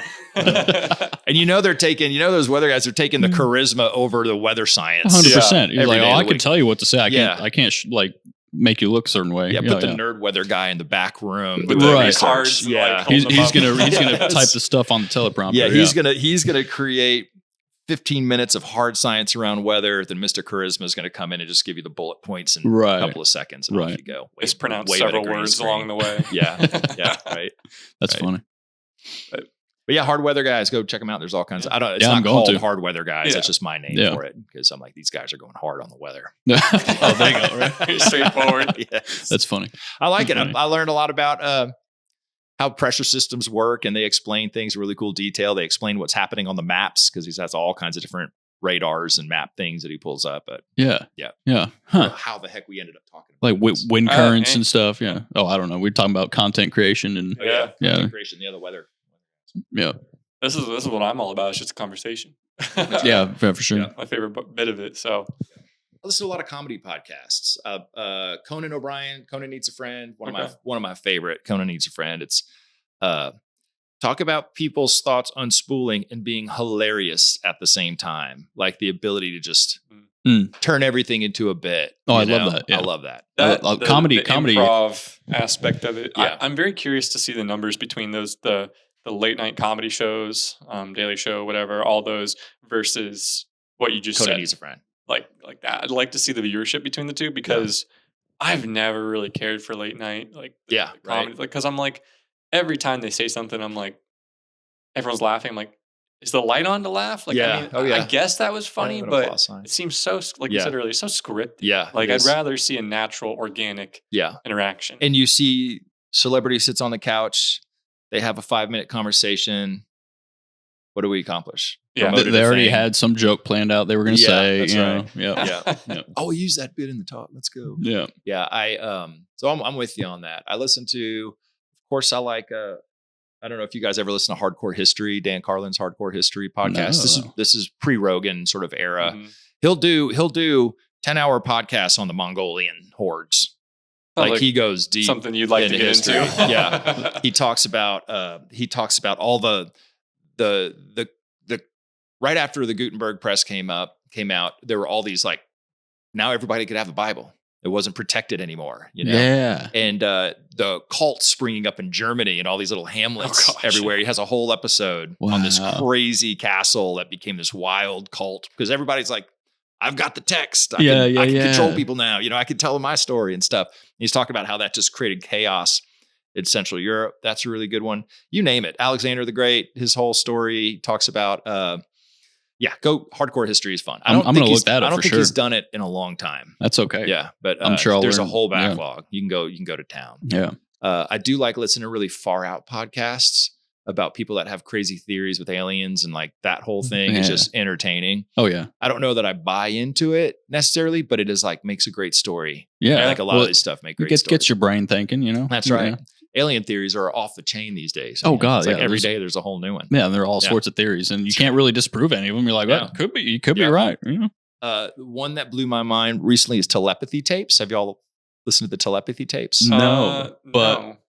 No, I was just listening to somebody, Jacques Valez, something like that. He's some French dude, and he was talking about how this is kind of going off. Yeah. Telepathy. He's talking about how there's some sort of institute in Silicon Valley that hires and develops autistic people, Mhm. and they can, I forget what he called it, like see things in other places of the world. Remote viewing. Remote Remote viewing, which is, I don't know if that's telepathy, but That's Um, part of telepathy. yeah, like they found some sort of downed Russian plane in the middle of the jungle yeah. through remote viewing, and it was there, like where they, Yeah. Was it when the CIA did all that?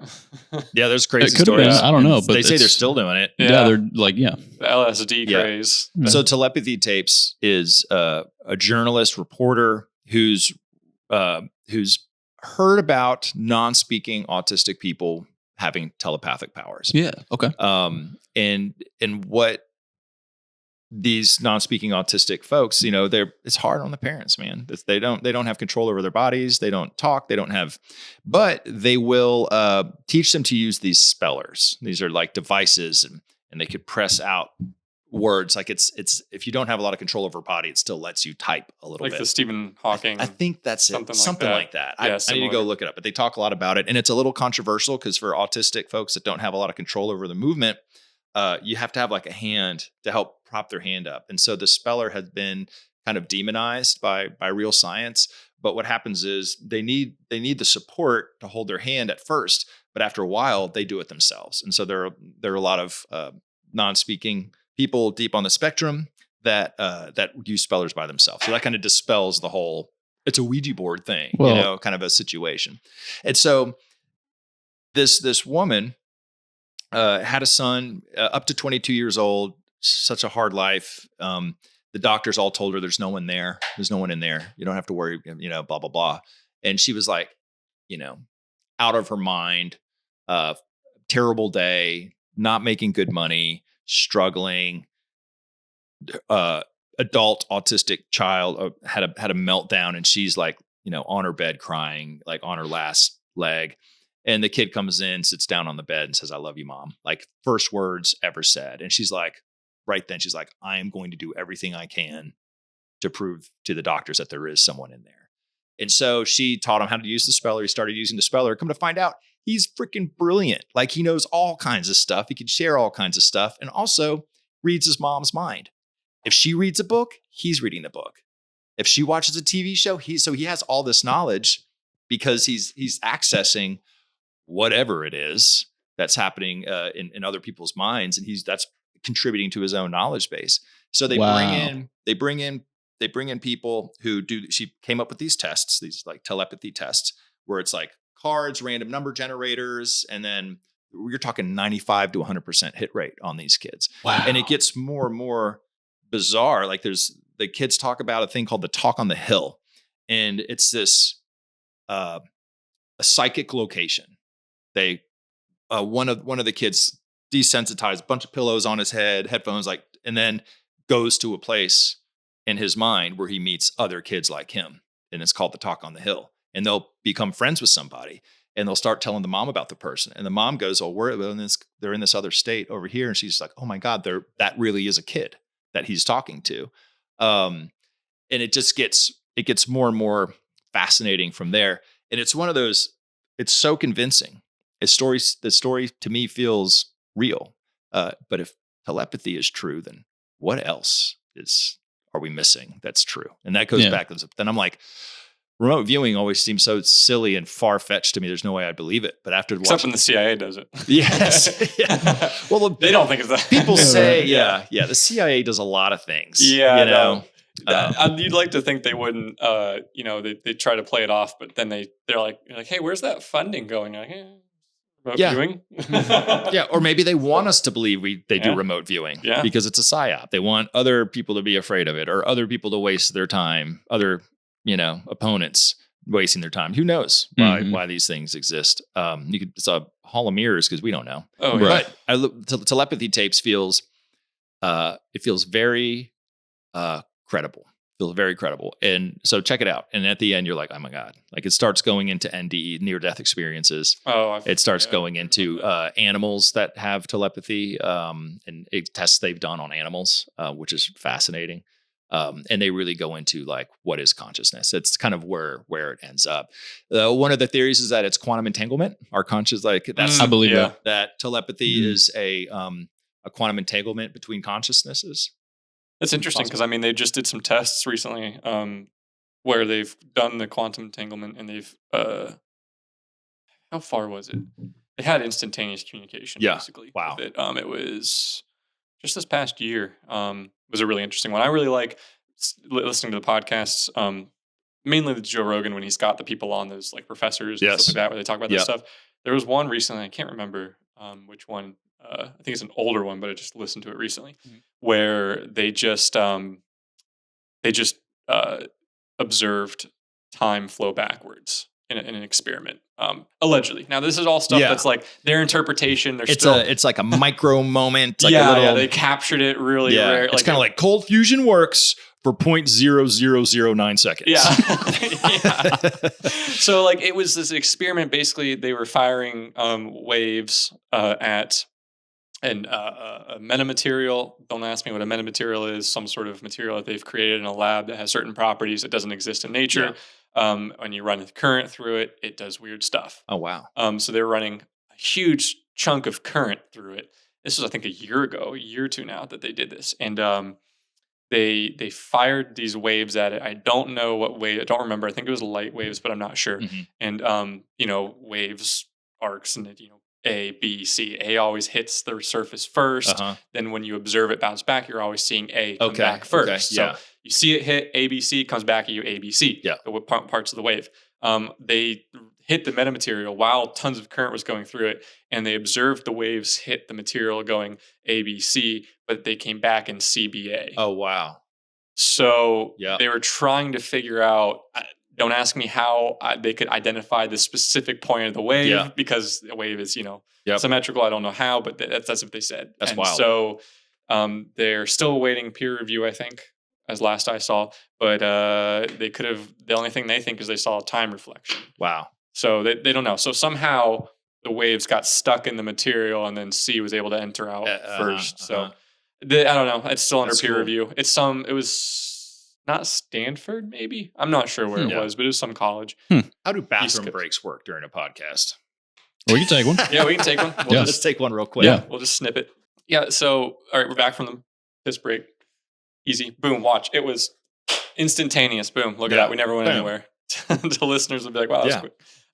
Fastest bathroom break ever. So I want to talk about a little bit about what you do, about more about who you are and like your career, what you've done, stuff like that. Because that stuff always interests me. Because I'm walking through life and I'm like, man, what do these people do? I'm like, like who would have thought that someone had a career in X, Y, Z?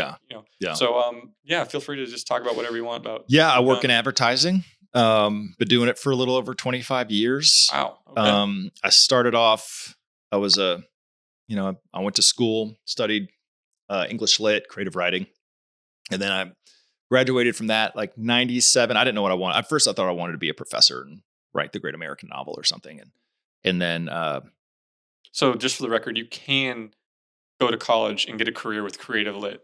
Yeah. You can. You absolutely can. Hear that? All the parents who say your kid's never going to get a degree. Yeah. I think, job. Are you also an English Lit guy? No. Okay. I think that, I'm listening to English Lit people are listening to Dostoevsky.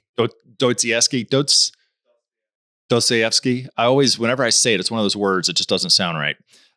Listening to him on long road trips, like English Lit people are listening. No one else does. But what English Lit did for me is it made me a stronger communicator. Like just writing in general, being able to write is really important when you're writing emails, when you're trying to create an advertising. It's all about persuasion and arguments. And so it helps there. But at that point, I got married right out of college. We've been married 28 years. And at that point, I was like, she's like, why? I was getting my master's in humanities. And my wife was like, well, why are you doing that? I was like, well, that's weird. We didn't have this conversation before we got married, but probably should have had that one. But I was like, I'm going to become a professor. I'm going to go work my way on my master's and work on a doctor's and live on universities and teach classes, work my way up through like private schools and then get to this point. And, it would be fun. We just go different parts. And she's like, I don't want to do that. And I was like, oh, this is just what I've been telling myself I wanted to do this whole time. I don't know that I really want to do it either. You know? Right. And so, typical semi-employed 20-year-old watching daytime TV, and Art Institute ad comes on with 3D graphics. You can learn this. You can. And this was early 2000s. This is like 97. Oh, okay. Wow. You could do this, and the internet was just starting to be around. So at the start of that, yeah. So it was early internet days, early graphic design. That's interesting. And so I like writing. I like making music. I like creative stuff. I'd been getting into painting, so I'm like liking visuals. My brother was he worked on video games, and so he knew 3D stuff really well. And I got Photoshop and was messing with that. And I was like, they called it a multimedia program at the time. It was called multimedia. And I was like, I like multimedia. I like all kinds of media. So this sounds great. And so you learn how to code, you learn how to do a little animation, you learn how to create, right, with the computer.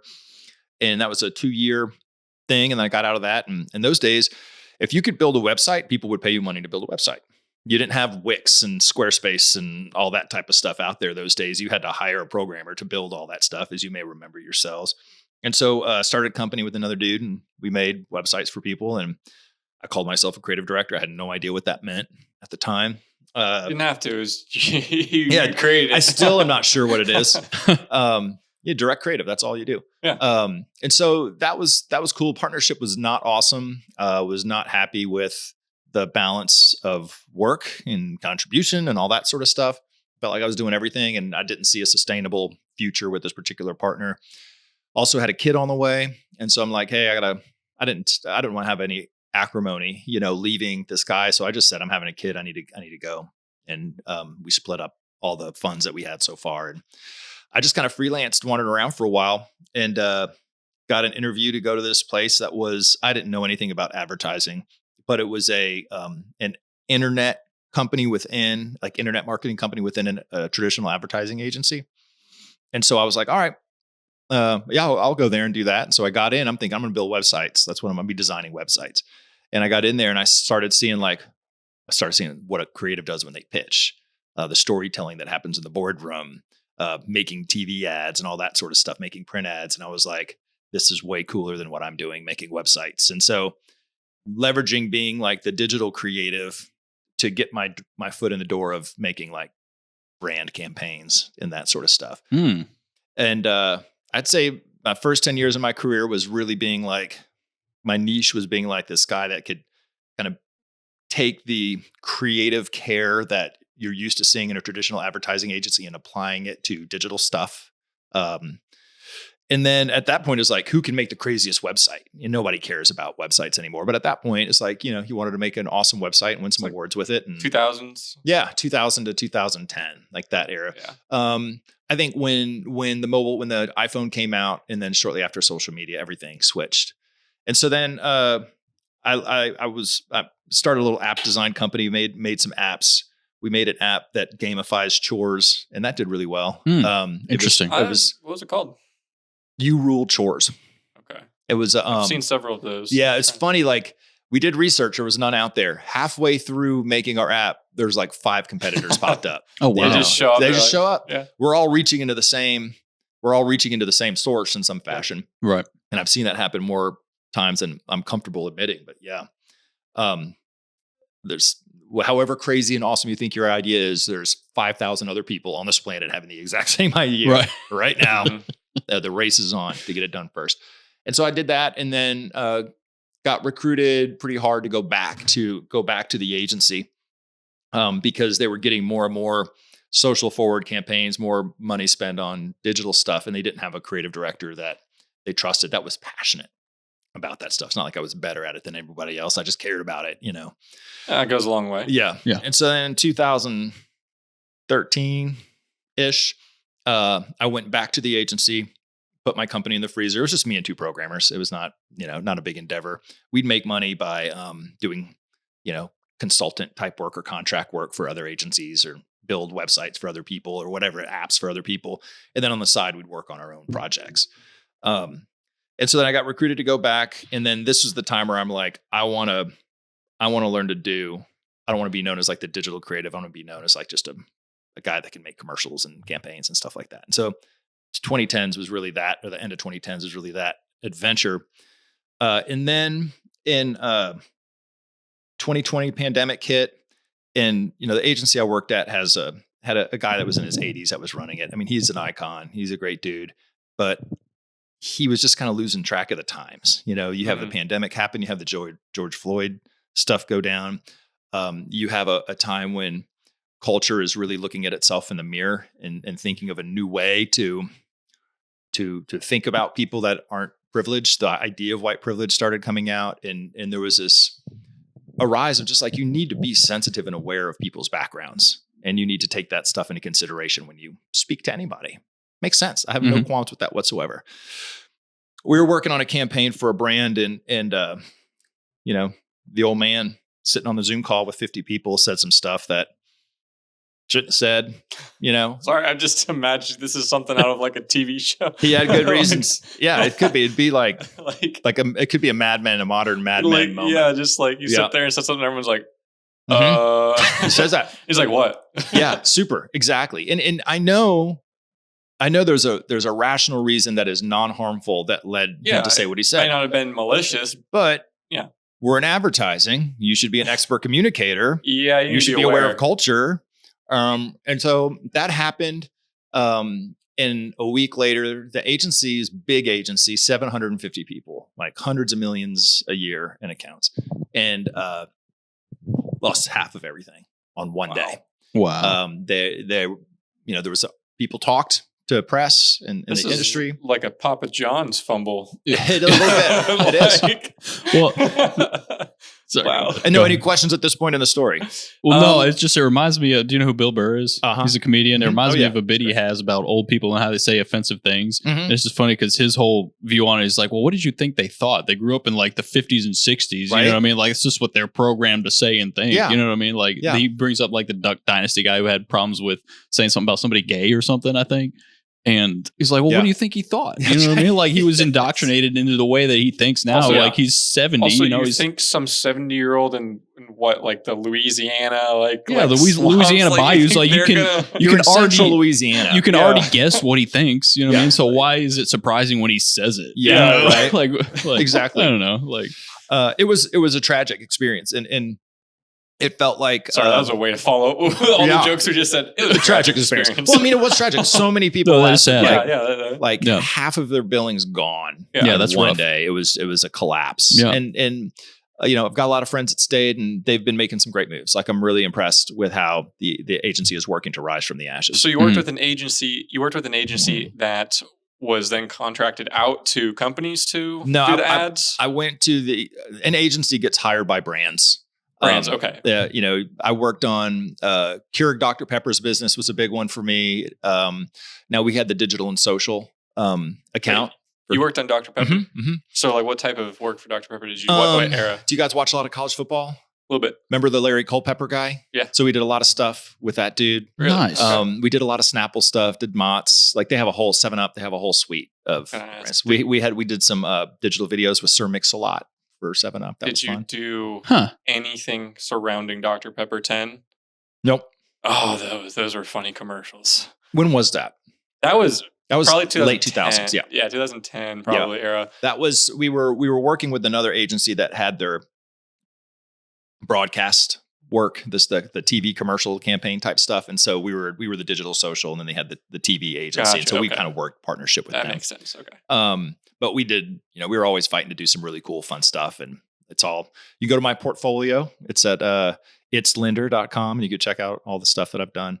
But that was great. That was an enormous piece of business that me and a couple of really close friends won kind of under the radar. And the agency was like, whoa, how much is that? And I didn't even know how much, like it was a $15+ million a year fee. And Wow. when we won it, I didn't know that. I thought this is just another little client. We did just hire us for digital and social and blah, blah, blah. And when we won it, I was like, well, how much? Talking to my compadre, my business partner about it. I was like, how much? He's like, oh, this is how much it is. And I was like, oh my God, I'm so glad he didn't tell me that. When we were Yeah, pitching. no, that pressure, was so much yeah. more I would have been, Yeah. I would have been so much more in my head Yeah, about it, Right. But and so that was, we went from a team of 5 to a team of 50, and we brought in all kinds of social strategists and digital strategists and a bunch of young creatives and account people and creative developers and stuff like that. And that was awesome. It sort of started changing the face of the agency, kind of bringing them up to modern times a little bit.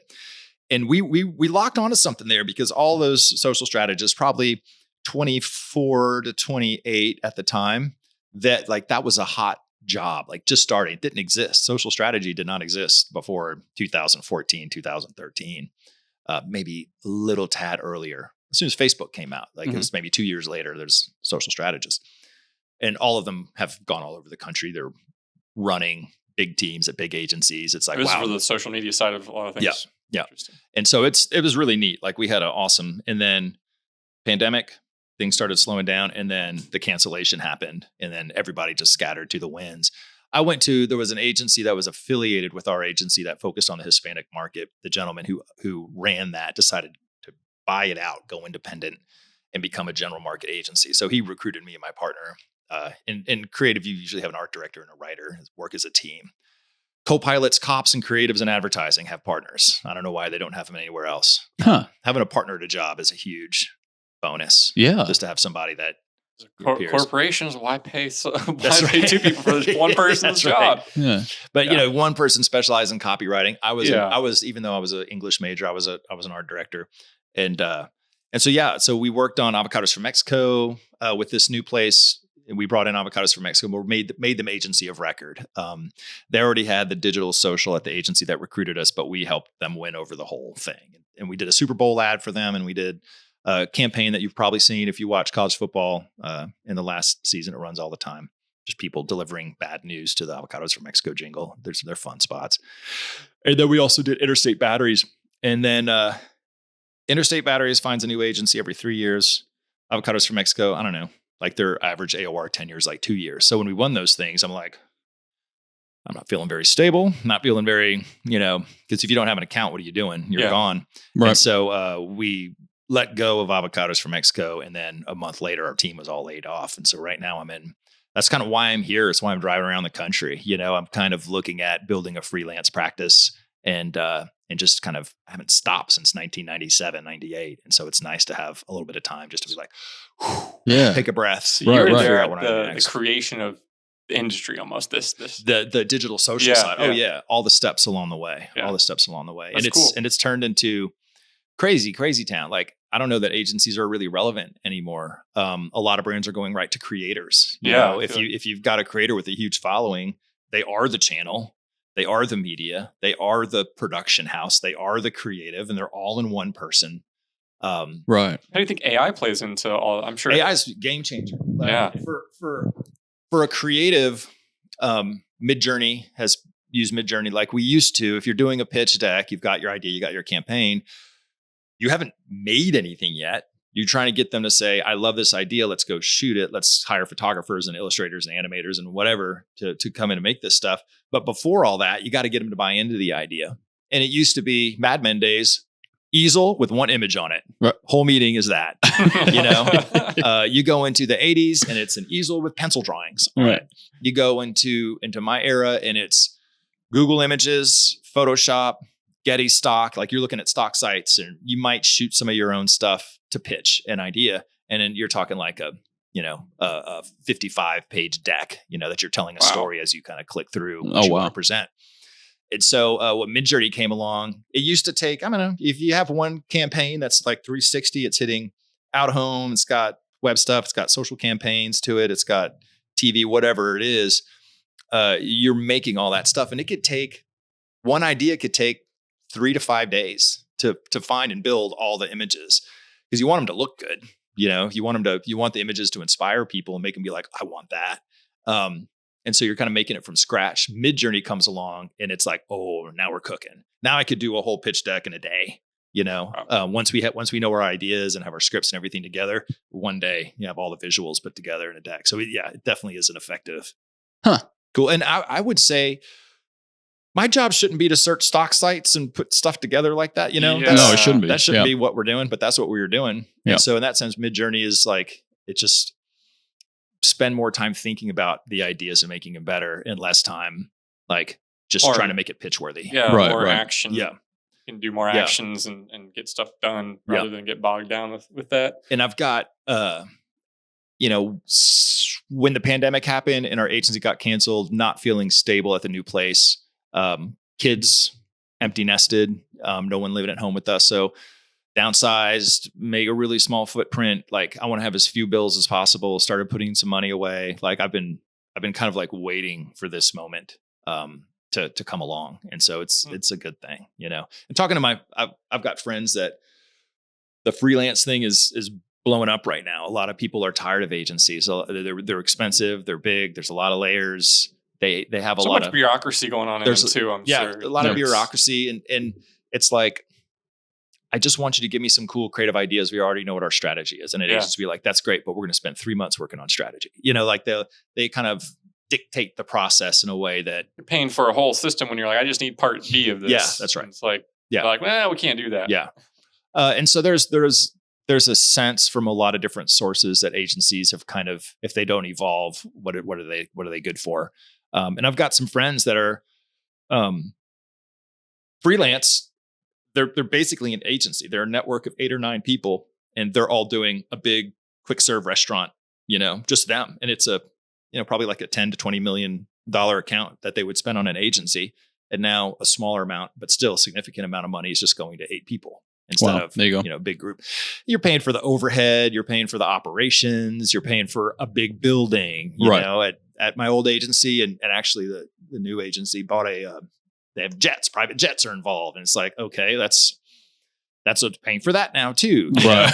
And so, and I'm sure it's not really paid. It's actually coming from XYZ and it's cheaper because instead of paying for, an agency of 140 people, you're buying a plane ticket Just on say a it's regular cool. basis, Just say it's cool. It's cool. Yeah. Just say it's fun.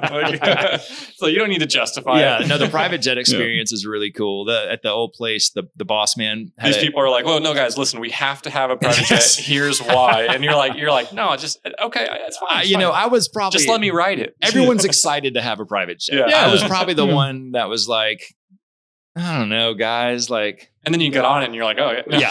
Right. I mean, Just it's my old boss in the old agency had a private jet, and throughout winter, he has a really amazing modern ski in, ski out house in Deer Valley. Oh, wow. And so, you sign the list. If you like to ski, sign the list, and you leave work at 2:00 on a Friday afternoon, drive to the hangar, walk right in, say hi to the pilots. They're super cool. Sit in your deal. You take off, have a beer, you land, get in the black SUV, drive 30 minutes. You're at this amazing house. In my head, the way my brain works, I just imagine when you said, he's got a nice ski, he's got a private jet, he's got a nice ski thing, he likes to ski and all that. In my head, immediately goes, he takes the private jet up to the top, skis down, gets in, goes back up to the top. It's like, I would be down with that. I know it's obviously it's Yeah. not, but like I just that's that's my head funny. just imagined. I'm like, that'd be funny. There's hella skiing, and there's Learjet skiing. Yeah. Uh, Hey, anybody who doesn't have a private jet wants a private jet. Hey guys, Yeah. you want to go jet skiing? It's pretty cold out. No, not that jet skiing. I got this other idea. No, it was really cool. But the point at the end of the day is there's a lot of bloat in agencies.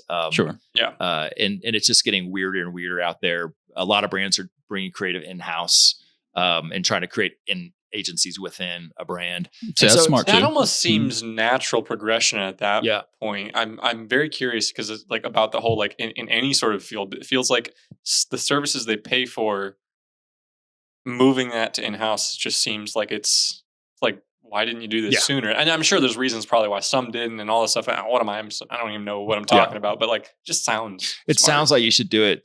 Some things that are kind of the complications hidden within what seems like simple is agencies are really good at point and shoot. Like we're going over there, everyone aligns. We sell our idea. Our job is to get together and make sure this idea happens. And so there's a lot of unity once you land on a direction. Everyone's going the same direction. In corporations, where that direction is changing all the time. There's a lot of different parties that have a lot of different interests. And so, this group might say we're going this direction. This group doesn't like that. They want their idea to go through. So it's harder to get everybody pointing in the same direction when it's in-house. There's a whole podcast. So a friend of mine has a podcast called Let's Bring It In, and he talks to creatives that work in-house. There's a whole podcast series about this. Yeah. What were you going to say? Oh, nothing as cool as that. I was just making a dumb comment where it sounds like in that aspect with corporations, you've got tons of brains, people in control with one hand, like that's right, trying to figure out where it's going to go. Yeah. So it's not efficient. And it's not to say that happens everywhere. Yeah. Liquid Death is all an in-house agency. They might pull some people from other places. Blowing up. That was started by a creative director. Yeah. Yeah. Have you done some research? A little on that? bit on them. Yeah. That's crazy. Yeah. They went from what started 2019. Uh-huh. Yeah. And it turned into just everywhere. And it seems like it was overnight, but it was a lot of planning and work. Yeah. And the foundation is really fascinating. With advertising, the less healthy it is for you, the more fun you have. Mm-hmm. So think about, a Skittles commercial. Yeah. Versus something that's really healthy for you, a Kind Bar commercial, like they're not. I can't tell you if I've ever seen one. There've probably been some seen a print Skittles ads and stuff. commercial. Yeah, Skittles commercial.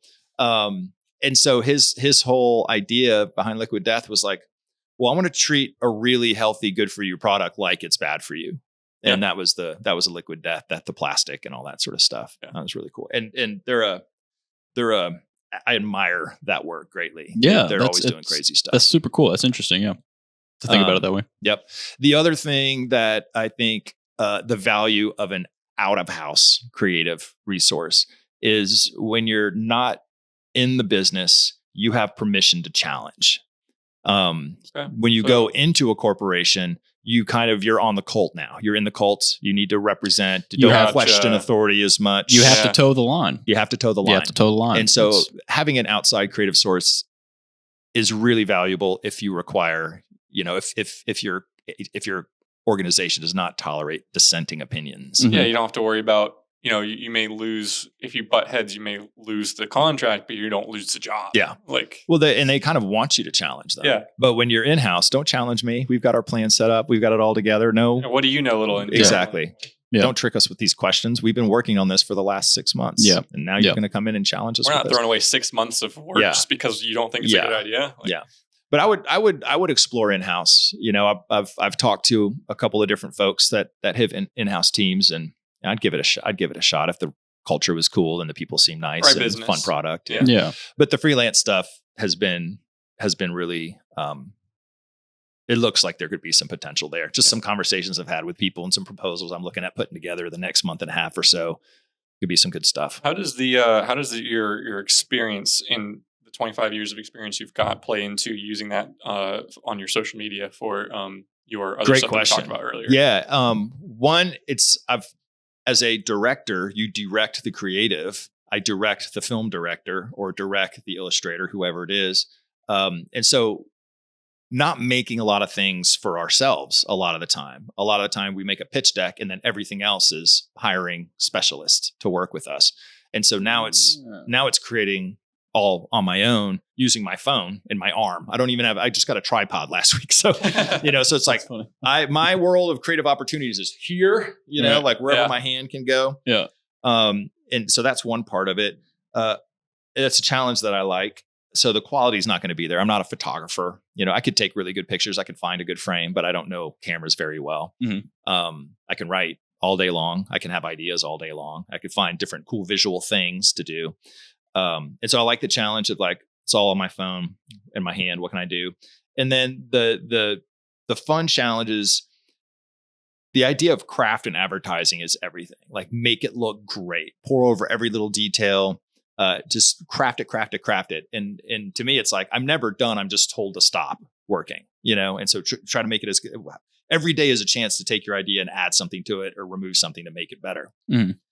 Posting every day with what's right here, you have to embrace the UGC feel a little bit. You have to embrace the imperfections. What UGC? What user generated content. So, if you see something on social media that looks like a super clean, crafty ad, just go right by it. Things need to feel rugged. They need to feel half done. They need to feel like I'm there with you. Yeah. It makes it feel more personal, all those imperfections. Mm-hmm. And I think we're doing a pretty good job at that. Probably.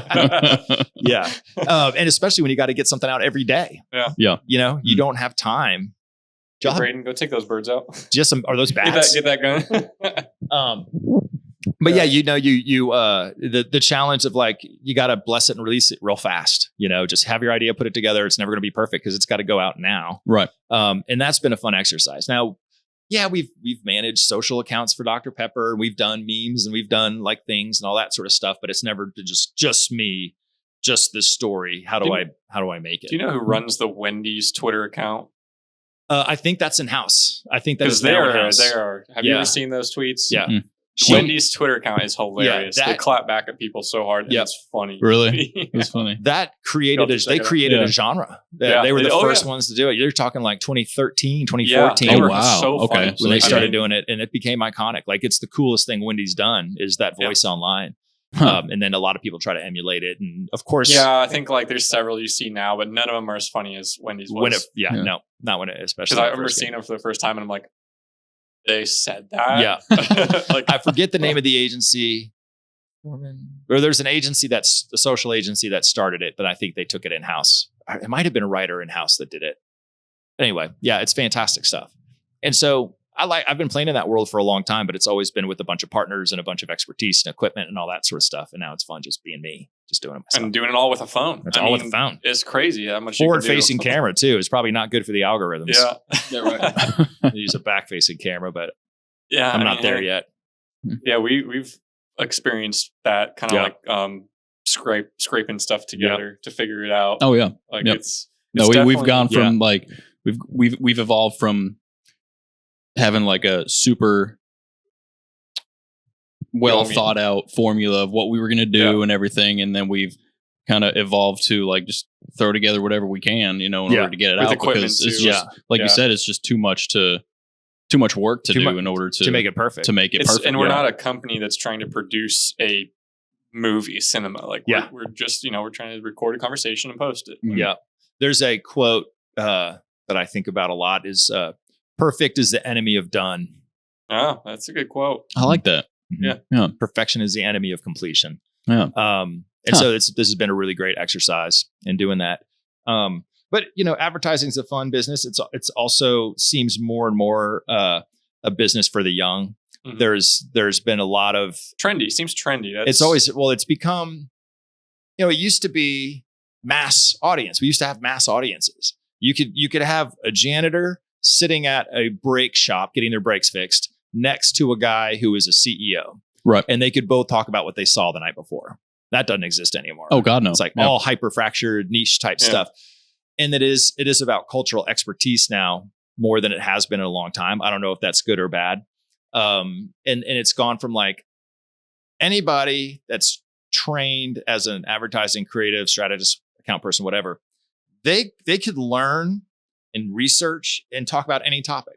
I've worked on beauty brands. I've worked on Ulta Beauty in the past. And I've got girls, friends that have done Ram truck spots. It used to be, and now it seems more and more like, oh, we're doing this is going to be for 24-year-old girls. So we need to have a 24-year-old girl work on this. Like that's kind of the mentality that started. You need to have someone of the culture to represent that particular culture. And, us Gen X, man, we're the middle children of history, as Brad Pitt said in Fight Club, and nobody cares about That's funny. us. Yeah. That to me, I have yet to see, I don't know. I feel like the whole, like you said, if your audience is 24-year-old women, you need 24-year-old women, a woman to represent. Yeah. Well, think of where that ends up going. It's like, you're a girl, you can't work on a truck ad. Yeah. You're a guy. Why would you be working on a beauty brand? It starts to... I get the idea of it. Yeah. Like, the idea of it makes sense because you're like, well, you are probably best representative to understand that. Yeah.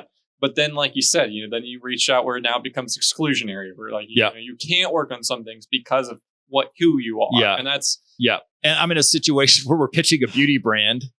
This is recently. I've worked on a beauty brand in the past, and I'm working on it, and I'm told that it sounds like I'm mansplaining when I present because I'm a guy talking about girl stuff, and I'm just like, oh man, is this where we're at now? Is this what we're doing? Yeah, right. But I do think you want to have someone who's representing the culture on the team. Yeah. I think you want that resource there, that knowledge there, that really close to the ground, lived experience there. I think that's super important. But sometimes it can go a little too far, and there's been a lot of claims of ageism in the advertising world right now. I think it's more about money than anything else. I think if you're under 30, you're cheap, you're good. You could crank out ideas, and there's not a lot of room for stones at the top of the pyramid, And so if you're old, you're expensive. And that's probably where the feeling of ageism comes from. Yeah.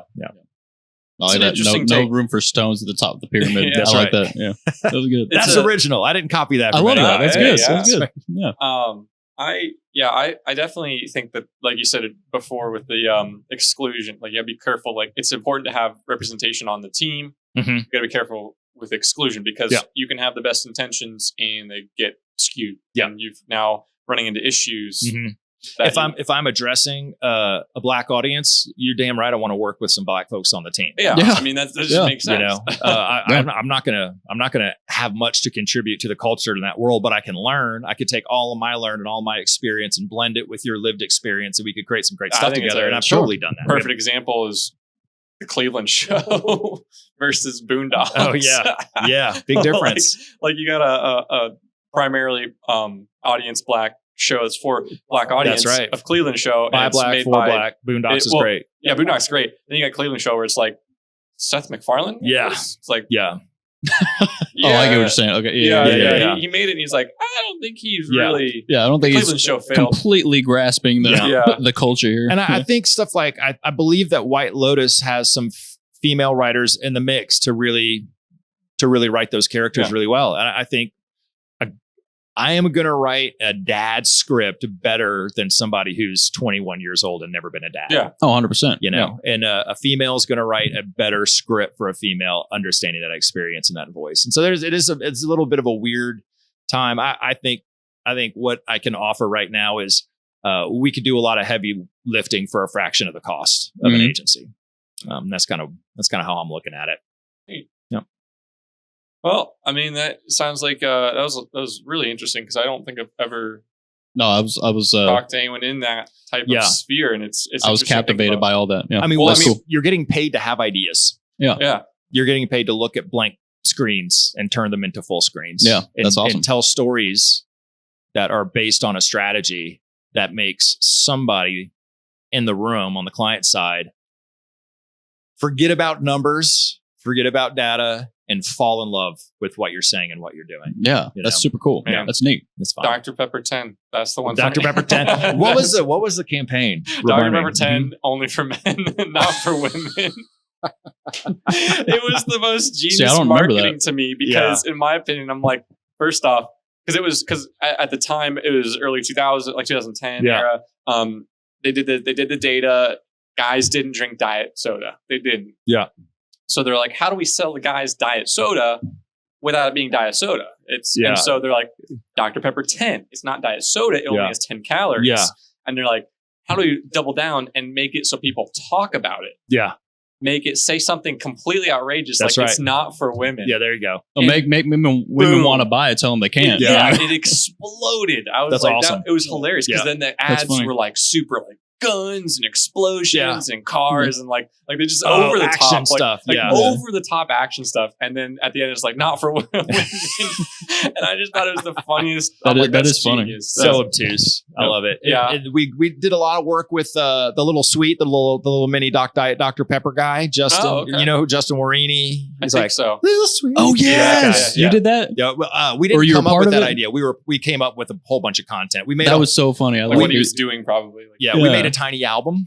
Okay. Of just like little 5-second songs. Yeah. They were really fun. That's funny. The writer and the writer on that was hilarious. It was great. Yeah, those were good ones. It was fun times, man. He's a great character. I think he might be done. Our tenure on Dr. Pepper ended about the first year of Fansville. If you've seen the Fansville ads, it's kind of like Dawson's Creek sort of vibe and stuff. Yeah, those are pretty good. They're great, dude. It's such a good campaign. Was it Allstate? The Allstate, we can't stop you from being your parents or from turning. Those are great. Progressive. I think that's Progressive. That's what it was. Yeah. Progressive. Those are hilarious. Allstate's Mayhem. Yeah. He's great. Oh, that's a good one. All-time favorites is that Mayhem character. Some of the State Farm. I'm trying to think of some of the ones I remember from when I was younger. Some of the State Farm are pretty good, like the She Shed. Yeah. I think that's State Farm. Geico. We could thank Geico for insurance becoming like the comedy. The comedy category. Was it the Caveman? The Caveman. The first one? I think that was about the right time. Well, they had the Gecko walking around doing stuff, getting a little cheeky. He had some funny ones. Before it turned into more like the serious ones now. Yep.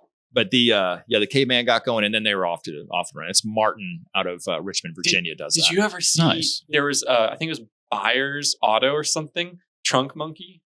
I've seen Trunk Monkey before. Yeah, I remember that. That's like a fever dream from my childhood. Yeah, that's like a 4. That's like a 5x4 aspect ratio. Old school. That's old. You see the scan lines in the recording. I barely remember that as a kid. I just remember like Trunk Monkey. And then I've rewatched them. They're hilarious. You showed it to me. They're so funny. The Super Bowl ad that we did was directed by a guy who's done 70 Super Bowl ads. Like he's Mr. Super Bowl guy. Wow. MVP of Super Bowl. And he the bigger the director, the bigger their character and all that sort of stuff. But so he was a pain in the ass. But he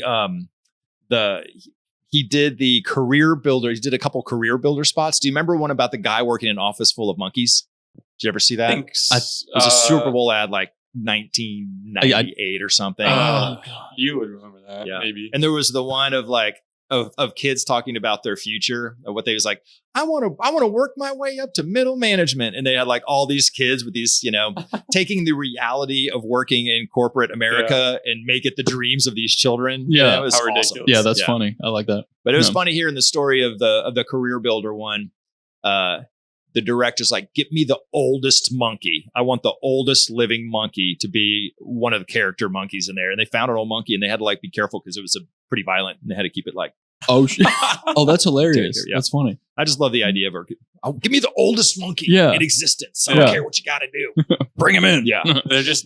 they're on some safari with just tranquilizers. Yeah. Right. It's They're not even like- a trained monkey. Yeah. It's just You end up with the most ridiculous conversations. People that work in advertising are super fun people. They're clever. They're smart. I imagine it's got to be similar to comedy almost. Just a little bit. Like if you're doing from an outside perspective. Yeah. I learned. I imagine I learned similar. so much. I didn't do a lot of I learned all my sort of. I love doing comedy ads. If you go look at you'll see a lot of that. But also heartwarming stuff that makes you feel inspired or just gives you that. Oh, that's badass. Like, all those types of things. Sorry to poignant, everyone touching. listening to the rain because it's just really picked up. Yeah. So It's all right. How loud do you think it is? It's probably loud on this line. So, but it probably does. It's probably not too bad. Anyway, I'll either fix it or I won't. You won't. Yeah. It's raining. try. Hey guys, it's raining. Yep. Yeah, That's rain that you're hearing. Yep. it is getting It is. really And loud. we do have a tin roof in this barn, so it is. We recorded in a tin roof, and we were in the middle of recording once, and just in the really? middle of recording, we were like, "Crap!" Oh man. But yeah, advertising super fun. It's a great industry. It's a little maddening at times, but you have some of the most ridiculous conversations, like talking about getting the old monkey or whatever it might be. Yeah. And I learned a lot about comedy by working with that agency out of Los Angeles that did all the Dr. Pepper stuff. Like I was taking notes every damn day on what those guys were doing, how they pitch it, how they write it, how they get their beats together. What is their process like when they're writing these scripts? What do they do? You know, how do you find that funny thing and sell it? Yeah. That's super neat. Fun stuff. It's very cool. How long are we at this point? We're at almost 2.5. Yeah, I feel like we did our getting job. up there. Yeah, I think so too. Yeah. That was a great conversation. Thank you guys. All around. Thank you I for appreciate joining you us. guys giving me a chance to talk about all that stuff. Yeah. That's what we like to do. amazing. I mean, we You always had- talked for hours when family get-togethers, you know, and that's why we're doing this. You got a very unique perspective. Thank you. It is an unfortunate situation, but like I said, your perspective, you're doing what you can with it. Yep. Making it worth something. That's right. You're trying to get value out of it. That's right. And I think you're doing a good job with Thank that. you. From what we've seen, the conversation with That's you. right. I think you're very inspirational. Honestly, Well, thank 'cause you, it's man. like- I appreciate No, that. 100%. Like, 100%. That's Yeah. nice. I mean, we are on this planet to learn. Yep. And the hardships, without those, you wouldn't learn a damn thing. Yeah. You're here to learn and progress. You know That's what I right. mean? Yep. Yeah. Well, thank you for Thank letting you. us record you, Brian. My pleasure. And everyone, be sure to check them out. We'll have all the links. Yes. We'll have all the links, and like we said earlier, we said all the ats. So Hope you Like, check 'em share, out. subscribe. Yep, exactly. There you Do go. all the things. Do the things. Yep. He said There's it too for many us. now, I was gonna say. So Right on. All right. All See right. you next Thanks, time. everybody. Thank you.